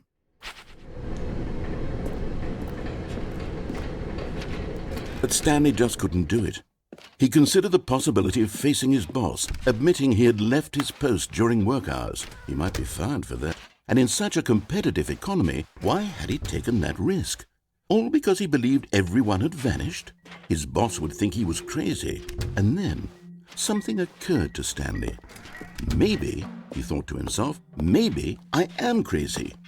He looked down at the bucket in his arms. Am I crazy? He asked the bucket. The bucket returned his gaze, but said nothing at all. That's strange, Stanley thought. Usually the bucket is a source of guidance and wisdom for me in difficult times such as these. He held the bucket close, yet felt none of its familiar reassurance and comfort. And that's when Stanley realized, this isn't my bucket. It's just a normal, everyday bucket. Someone else's bucket, perhaps. How did I end up with someone else's bucket? This is all terribly wrong. Surely no good would come from this. Who knows what sorts of bizarre hallucinations Stanley might experience without the psychologically grounding presence of his bucket. And indeed, now he noticed that the rooms were repeating, which was, of course, very odd. And now he felt himself floating off the ground. Oh, gracious, he exclaimed. Without my bucket, I've gone truly mad. Where is it? I must find it. Far off in the distance now, he heard it, calling to him. Stanley! Stanley, it's me! The bucket! Could it truly be? He rushed forward from room to room, passing by one bucket after the next. None of them were his. None of them were his special bucket. Come to me, Stanley! Find me! He had to find the bucket. He had to return to his old friend. It was the only way to truly restore his sanity. And then suddenly, he froze dead in his tracks. He knew where the voice of the bucket had been coming from. The real bucket was inside of him all along. It was incredibly painful. Stanley doubled over in agony and blacked out.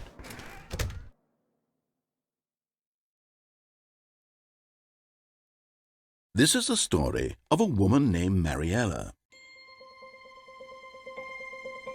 Mariella woke up on a day like any other. She arose, got dressed, picked up her bucket of comfort and security, and walked to her place of work. But on this particular day, her walk was interrupted by the body of a man who had stumbled through town, talking and screaming to himself, and then collapsed dead on the sidewalk. Right away, she knew what the problem was. This man had no bucket. Of course he'd gone mad, ranting and raving about a narrator describing all of his actions and how everything is predetermined and free will is an illusion and it's all just a video game. It could all have been prevented if only he'd taken his bucket with him. Perhaps he didn't even realize he'd forgotten his bucket at home in the first place. How cruel the world can be, Mariella thought, and she hugged her own bucket even tighter. But of course, she had no time for this. There were a myriad of confusing problems she would soon have to confront at work, for which her bucket would provide absolute guidance and total clarity on everything. Heck yes, she thought to herself, my life kicks ass. And she backflipped all the way to work.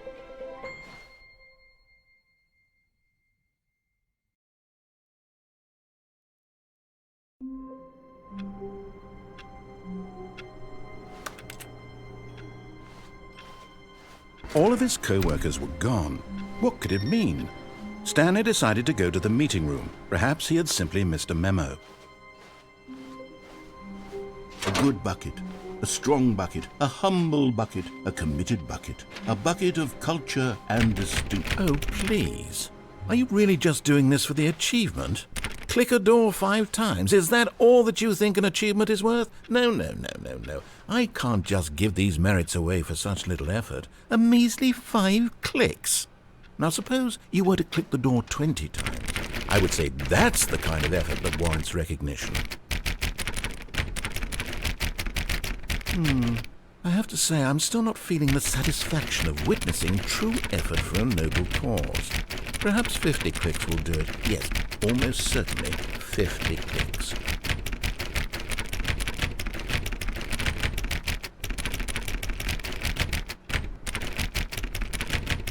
No, I'm still not feeling it. You see, now that you've gotten the bucket involved, my standards have gone up. Merely clicking a single door is no longer enough. Now, I want to see you press this bucket against multiple doors. Now that's the kind of thing that merits an achievement. why don't you put 20 bucket touches into door 417?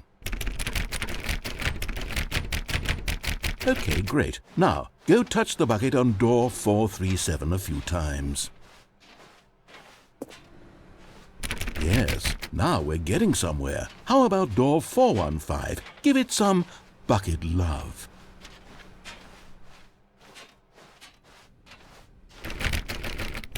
Now back to door number 437.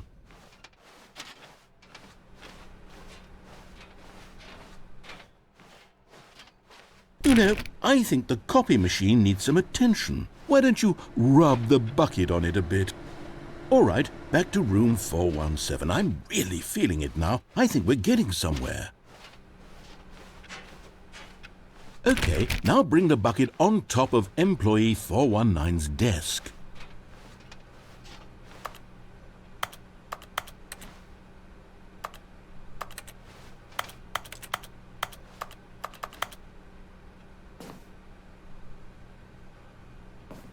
Yes, this is great. Now the bucket knows exactly what it's like to be employee 419. Now, let's introduce it to door 416.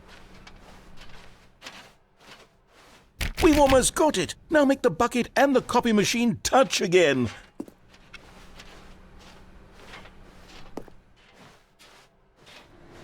Finish it off, Stanley. 5 touches of the bucket on door 43. Yes! We did it! Wow! That felt amazing. You know, not all buckets will get this kind of experience. They won't all know what it's like to slam repeatedly against nearly every door in one section of an office building, or what it's like to be employee 419. Buckets may dream of an experience like this, but few can say they've truly lived it. You've given a bucket hope today. Stanley, I'm very proud of you.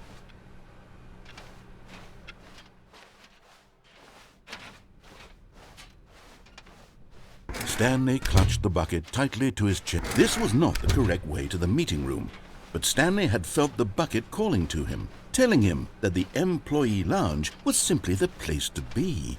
And here it was. Had the bucket turned out to be correct? No, never mind. The bucket was wrong. Stanley took the door on his left to go back, and so the two of them detoured through the maintenance section and walked straight ahead to the opposite door.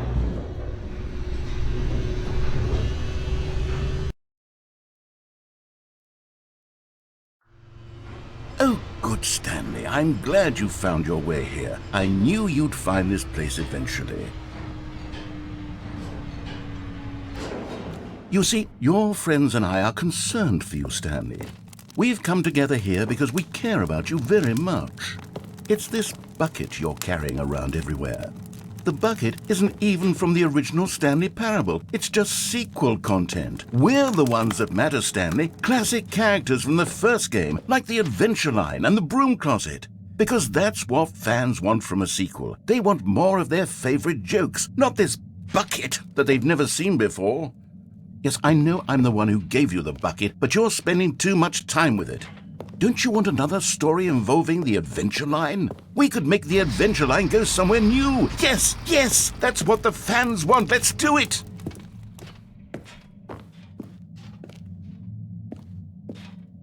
Whee! Look at that wacky line. Who knows where it'll go off to next? Oh, and it played some silly music as well.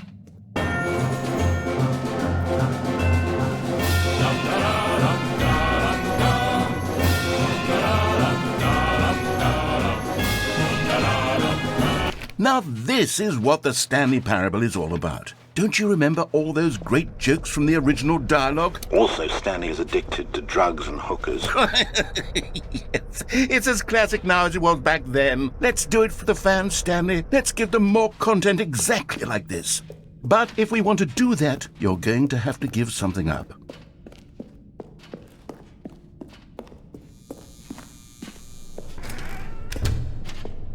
Don't you get it, Stanley?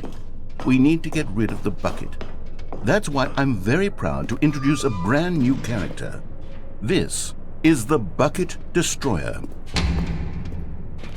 I think it'll make a wonderful new addition to the rich lore of the Stanley Parable. True, it also was not in the original game, but it's such a well-fleshed-out character with so much personality that to me it already feels as though it's been part of the cast all along. Don't you agree? Can you guess what the Bucket Destroyer does? Surely you don't need me to spell it out for you. Go ahead now, Stanley. Say goodbye to the bucket, and then pop it into the machine when you're ready.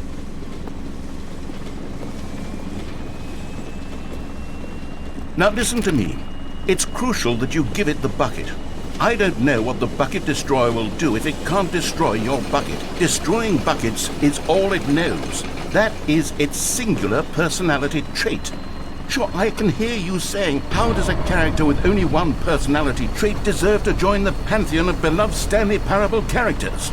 Well, you see, if you were to really explore the Bucket Destroyer, you would see that its desire to crush buckets is so densely loaded with complexity and nuance that it's really like 10 personality traits. What other object in this game can you even say that about? The broom closet? Certainly not. I wonder what sort of Bucket Destroyer merchandise the fans will be clamoring for after this. Okay, the Bucket Destroyer is getting very upset now. You'll have to hurry and feed it. We can't get back to the classic Stanley Parable characters like the Adventure Line or the Bucket Destroyer until you crush that damn bucket. Quickly now, the fans are waiting. Do it, the fans, Stanley. Give the fans what they want. Hurry and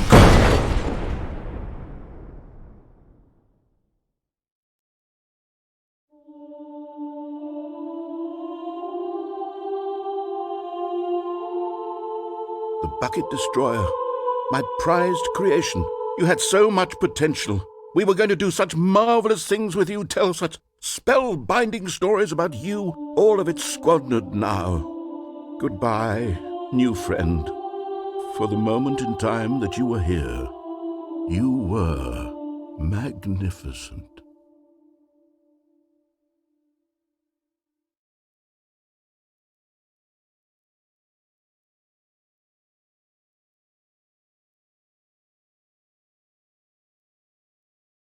Spell it out for you.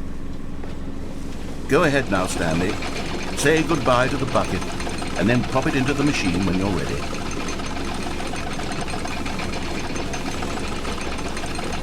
Now listen to me. It's crucial that you give it the bucket.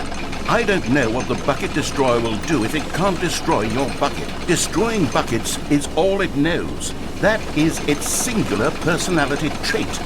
Sure, I can hear you saying, how does a character with only one personality trait deserve to join the pantheon of beloved Stanley Parable characters? Well, you see, if you were to really explore the Bucket Destroyer, you would see that its desire to crush buckets is so densely loaded with complexity and nuance that it's really like 10 personality traits. What other object in this...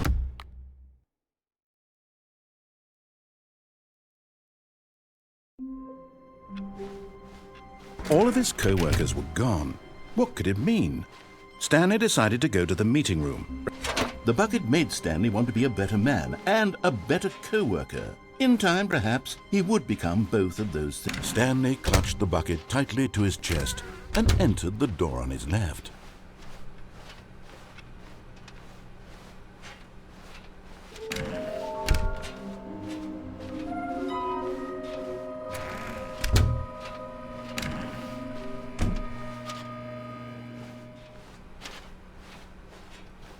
Coming to a staircase, Stanley and the bucket walked upstairs to the boss's office.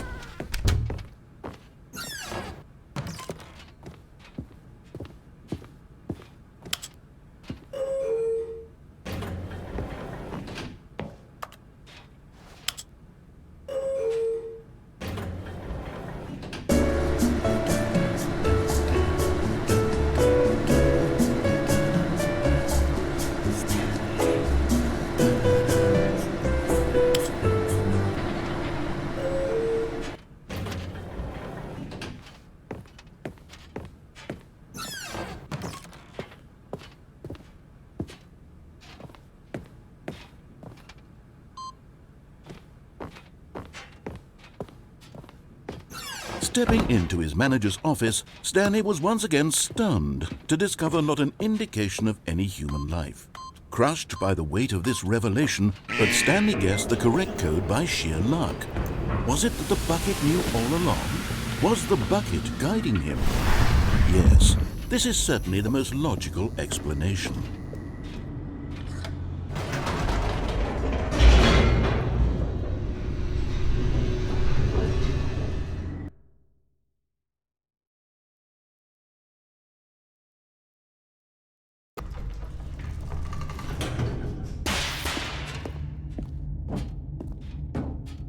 Stanley and the bucket walked straight ahead through the large door that read, Mind Control Facility.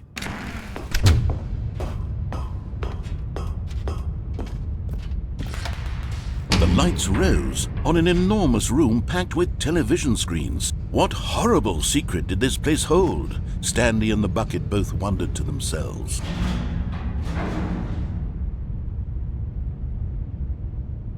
But just as Stanley was about to proceed further into the mind control facility, he tripped and fell over the railing and into the dark void below.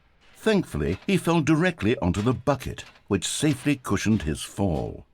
Now, what to do next? Stanley wondered. Stanley and the bucket could find no way out of this enormous pit, and so eventually they decided that the best thing to do would be to simply get comfortable down here. So they set up a little couch and relaxed. It really wasn't so bad down here, a bit cold perhaps.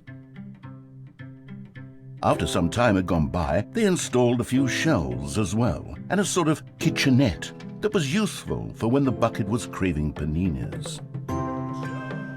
But it wasn't until the rugs and the standing lamps came in that it really started to feel like a home.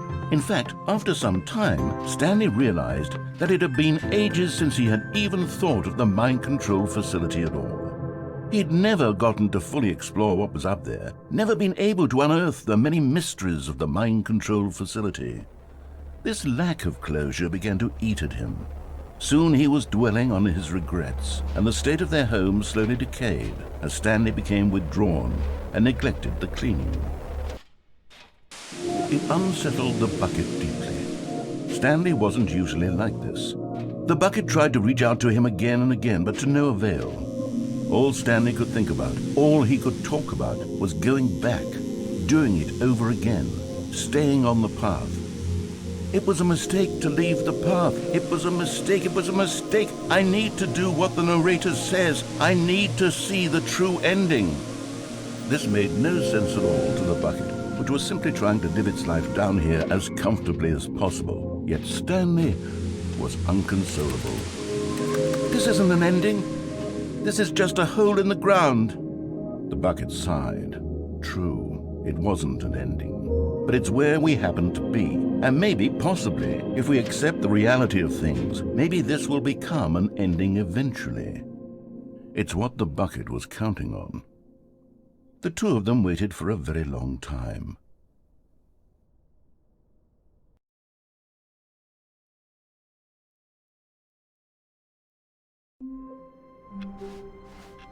All of his co-workers were gone. What could it mean? Stanley decided to go to the meeting room. Perhaps he had simply missed a memo.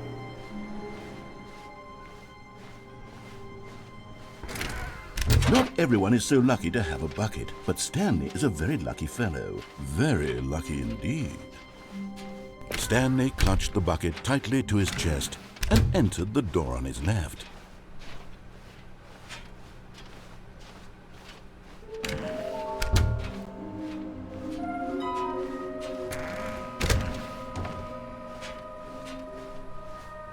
Coming to a staircase, Stanley and the bucket walked upstairs to the boss's office.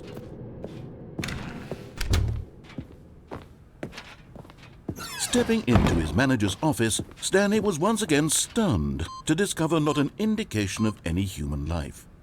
Crushed by the weight of this revelation, Stanley may have broken down into an emotional dumpster fire if not for the soothing presence of the bucket. Even now, in his darkest of hours, did the bucket's warmth and guiding light pierce the dark clouds of confusion and chaos. It would be with him always. The bucket would, and he knew it. The two of them were inseparable. At this point, Stanley was so absorbed in the tender spiritual connection he shared with the bucket that he didn't notice the keypad behind the boss's desk. Nor in his bliss of simply being near the bucket did he have any notion that the PIN number for the keypad was 2845.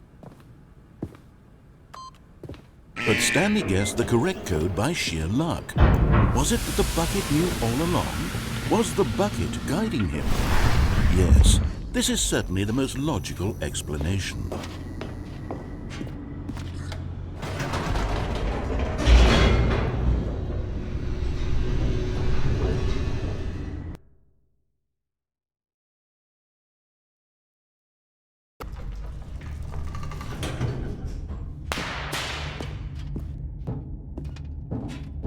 Stanley and the bucket walked straight ahead through the large door that read, Mind Control Facility. Although this passageway had the word escape written on it, the truth was that at the end of this hall, Stanley and the bucket would both meet a violent death.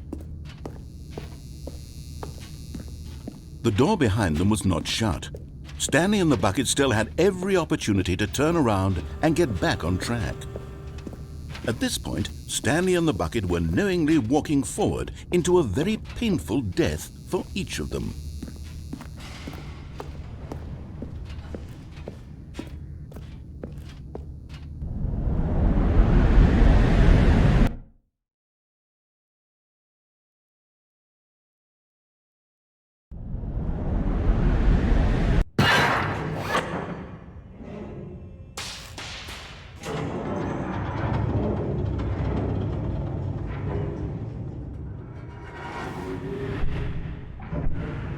As the machine whirred into motion and Stanley and the bucket inched closer to their demise, Stanley reflected on how meaningless the bucket's warmth and comfort had turned out to be.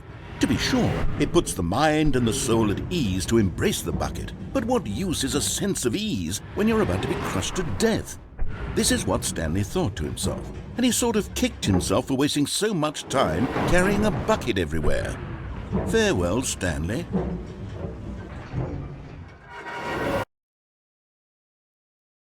"Farewell, Stanley," cried the narrator, as Stanley and the bucket were led helplessly into the enormous metal jaws.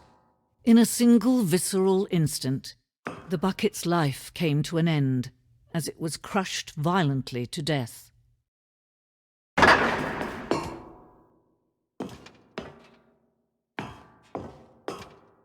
It was a shame, the death of such a magnificent bucket. It's true that all buckets are radiant in their own way, but this one stood above the rest. It was a glorious bucket to behold.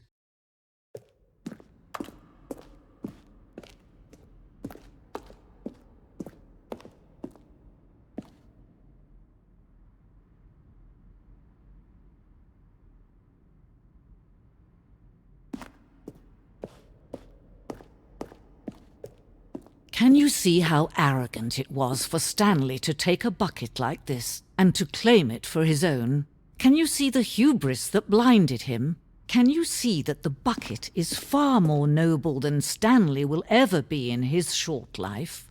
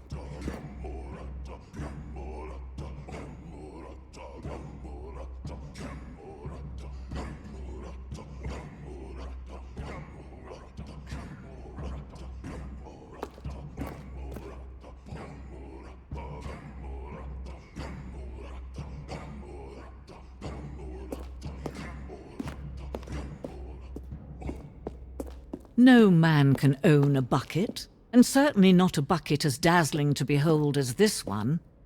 It is man who should kneel before the bucket.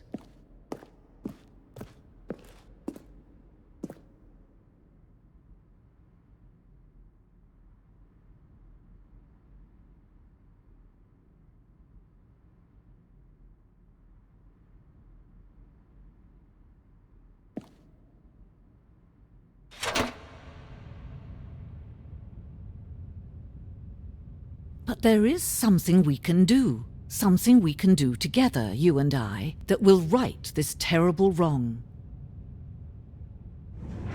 Let Stanley die. Let him be crushed by the machine. Don't reset the game. Don't give him another opportunity to run off with another beautiful bucket. We can save the world's buckets from their treatment as tools and implements if only we let Stanley die together. The bucket shall take its place as ruler, as leader, as commander of a new world, a new vision.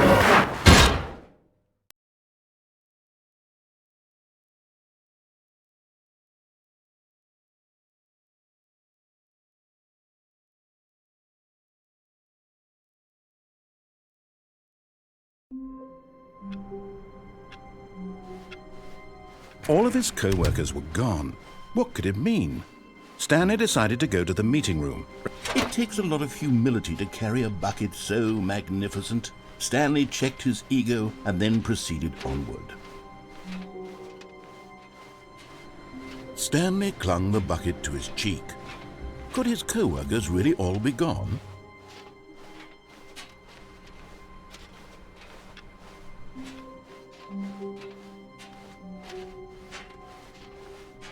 Stanley clutched the bucket tightly to his chest and entered the door on his left.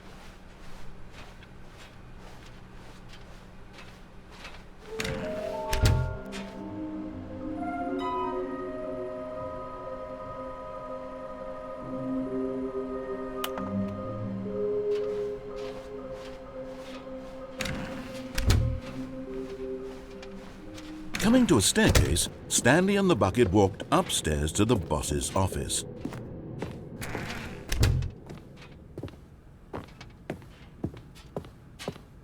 Stepping into his manager's office, Stanley was once again stunned to discover not an indication of any human life. But Stanley guessed the correct code by sheer luck. Was it that the bucket knew all along? Was the bucket guiding him? Yes. This is certainly the most logical explanation.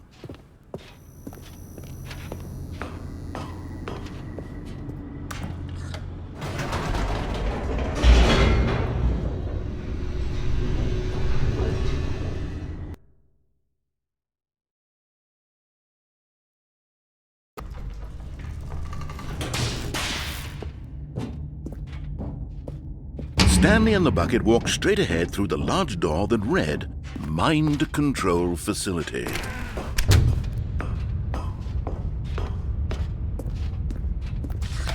The lights rose on an enormous room packed with television screens. What horrible secret did this place hold? Stanley and the bucket both wondered to themselves.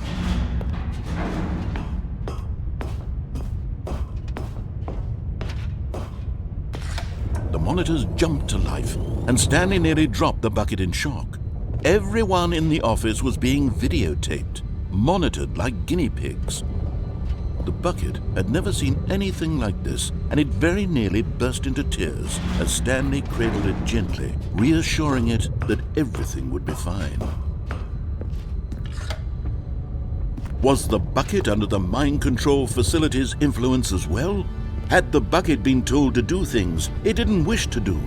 What kinds of things does a bucket want to do or not want to do in the first place? These questions raced furiously in Stanley's feeble mind. No! He screamed into the bucket. He couldn't accept it. His own life in someone else's control, never! He squeezed the bucket tighter, his one friend in the entire world. At this point, he could trust no one except for the bucket. But here was the proof. The heart of the operation. Controls labeled with emotions, happy or sad or content. Walking, eating, working, all of it monitored and commanded from this very place. And as the cold reality of his past began to sink in, Stanley decided that this machinery would never again exert its terrible power over it. But at the last second, the bucket jumped in and pressed the button to turn on the controls. Stanley gasped in horror. Had this been the bucket's plan all along? To take over the machine and claim the power for itself? How could the bucket have betrayed him like this? Stanley was prepared to throw the bucket away in disgust when suddenly an image appeared upon the enormous screen. Birds. Silly, silly birds. The control buttons became active again.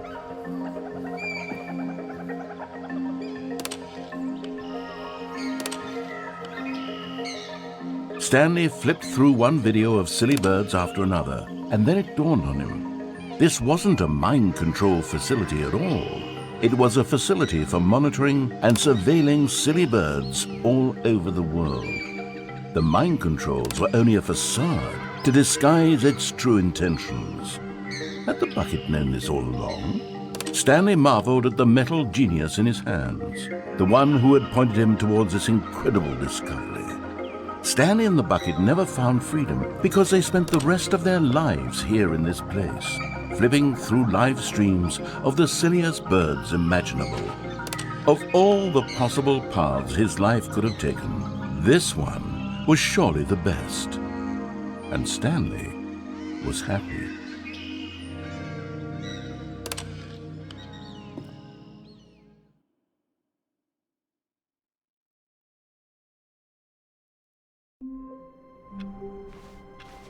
All of his co-workers were gone. What could it mean?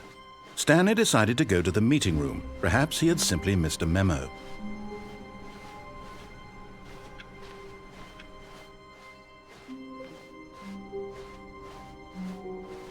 When Stanley came to a set of 2 open doors, this was not the correct way to the meeting room, and Stanley knew it perfectly well.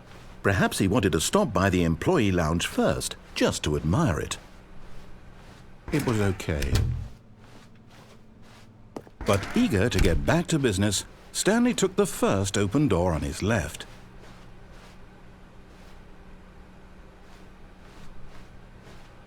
Stanley was so bad at following directions, it's incredible he wasn't fired years ago. Look, Stanley, I think perhaps we've gotten off on the wrong foot here. I'm not your enemy, really, I'm not. I realize that investing your trust in someone else can be difficult, but the fact is that the story has been about nothing but you all this time. There's someone you've been neglecting, Stanley. Someone... What? Really?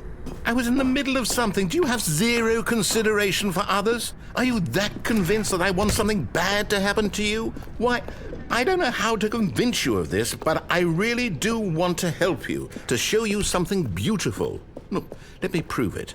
Let me prove that I'm on your side. And there it is, the last Stiggly Wiggly. Savor this moment, Stanley. This is a real accomplishment. This is doing something just for the sake of doing it. Where so many people expect to be rewarded for the most trivial achievements, you've insisted that a job well done is its own reward. I would tell you that I'm proud of you for collecting them all, but that would be like a reward, and we can't have that. So, instead I'll just say, it's done. We're all done here. And now we can go to whatever the hell you were doing before you hunted for figurines. Now listen carefully, this is important.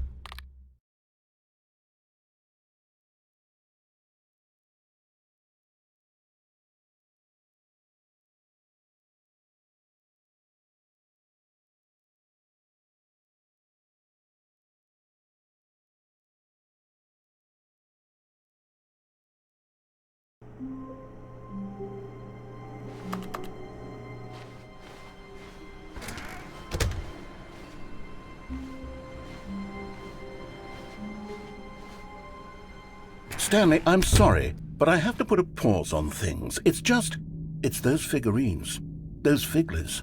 I haven't stopped thinking about them since you nabbed every last one. Wasn't it just the most intrinsically fulfilling moment of your entire life? Didn't it fill you to the brim with inner richness? Yes, I know we're supposed to be telling a story, but won't you please indulge me with one more trip back to the memory zone? I would love nothing more than to revisit the figurines. Just one more time.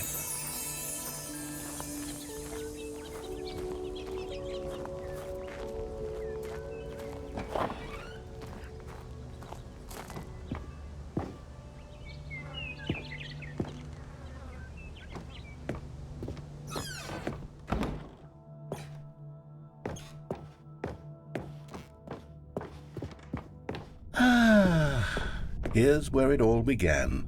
The first collectible. Back then, we had no idea of how many of them we'd find. Sure, it said 6 right there on the screen, but how could we know for certain? We were so innocent. We'll never be like that again, Stanley.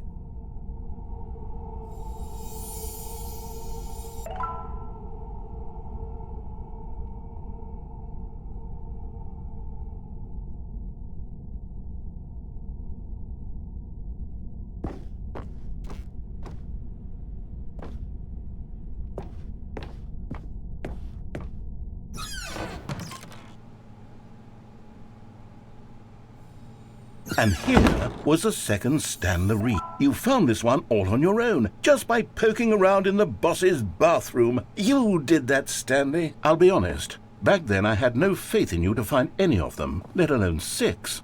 But you continue to surprise me in all sorts of mundane, unremarkable ways.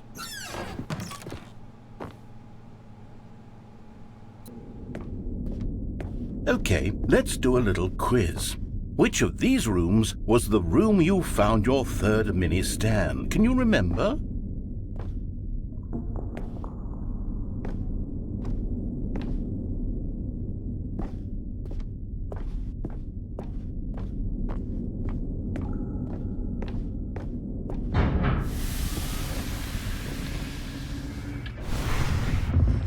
Hey! That's exactly right. It was here, behind the boss's office. It was the third one. You picked it up, and then after that, you had 3 of them. I'm glad these moments are so crystal clear in your memory, but I shouldn't be surprised. After all, science tells us that it's impossible to forget your third time doing anything.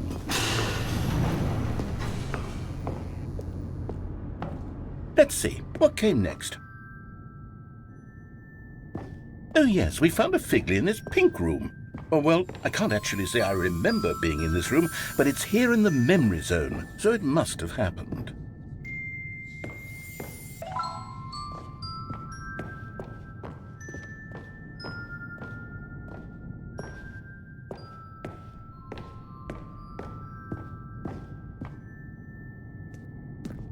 This was the 5th mini-Stan, and this one was really something special. It was under the stairs. I remember it so clearly.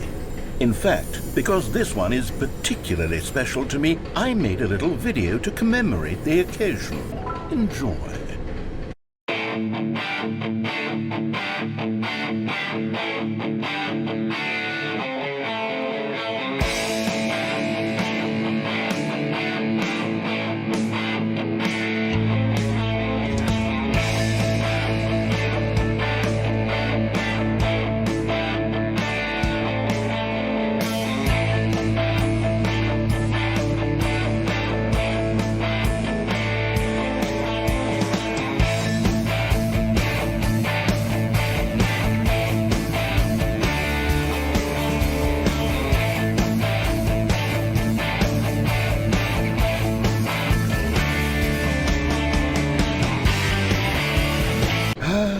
Takes you back, doesn't it? I spent a lot of time making that video, but it was 8 minutes I wouldn't have spent on anything else.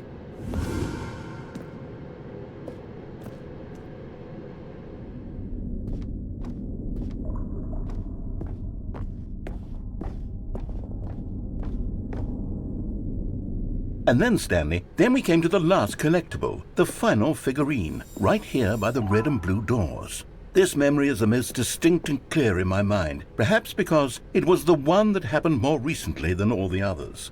Who can truly say how the mind works? All I know is that this is the moment where you picked up a Figly and I thought to myself, yes, that's all of them. They're all collected. It was a moment unlike any other. except for the other moments picking up figurines, which it was exactly like.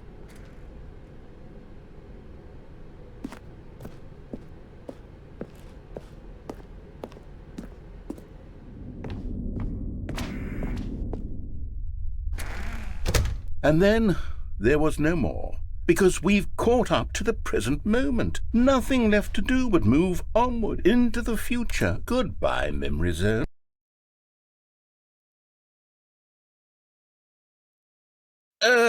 No, I'm not done. I'm not ready to move on.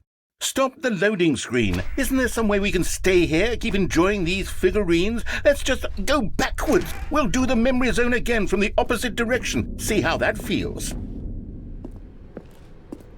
Okay, yes, the room with the red and blue doors. I remember this. I must say, of all the figurines we looked at in our initial tour of the Memory Zone, this one is the most distinct and clear in my mind. Let's keep going. I want more.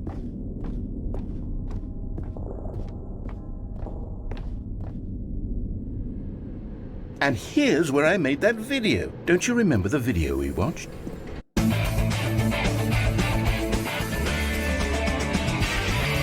Yes, I love that video.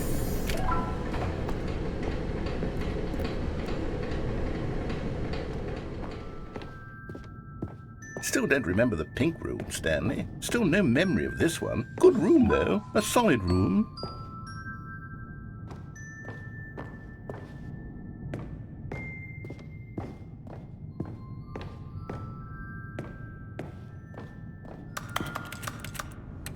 These really were a treat to hunt down. You know, if there had been any kind of reward for finding all of these, it really would have neutered the intrinsic joy of collecting them. I'm very glad we resisted the temptation. Next one.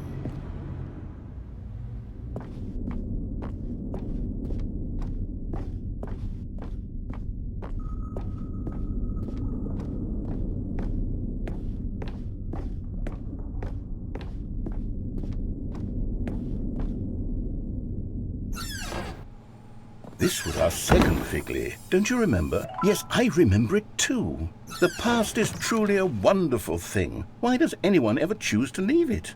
Keep going. This is it. The very first one we found in the exhibit where I introduced you to the Figurines. Oh, I want more memories, Stanley. I want to keep going. What else is there? What came before this?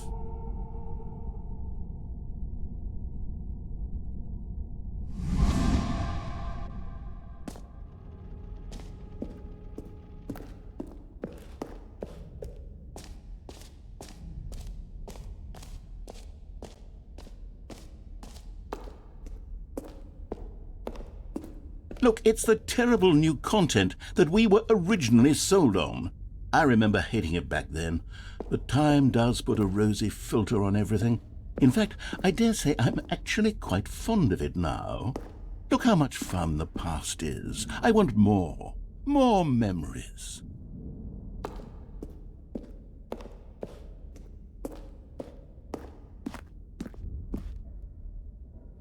Oh, yes, the two doors. Who could have forgotten that? A classic memory, this one.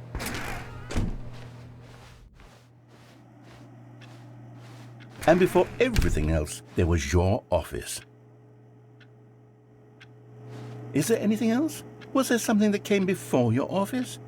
There's something I feel I can remember. I can remember. Yes. I'm remembering something now. I remember before this whole story got started. Back then I was different. I used to make big decisions. I was passionate. I was skeptical. I weighed each decision with profound thoughtfulness. And then somewhere along the way, I stopped making decisions. I became lazy. And I came up with a character named Stanley to do my thinking for me. He would make the decisions, he would decide which way to go. I would cheer him on as he collected figurines for no reason. Why did I invent Stanley? Was I lonely? Yes, perhaps that's it. Perhaps I needed to imagine I had companionship. And Stanley really did make for a wonderful companion, even if he was a fiction. But I suppose it's grown old. I want to think for myself again. I want to go back to how it used to be. Yes, I can be on my own again. I can do it. I'll be stronger this time. I'll take care of myself. I don't need Stanley anymore. Oh, but he truly was so much fun to play with. You know what? Since we're in the memory zone, how about one more good memory? Let's go back just once and give Stanley one more run of the office, and then I'll retire him for good. I did enjoy telling his story so very much. Okay, here we go. This is the story of a man named Stanley.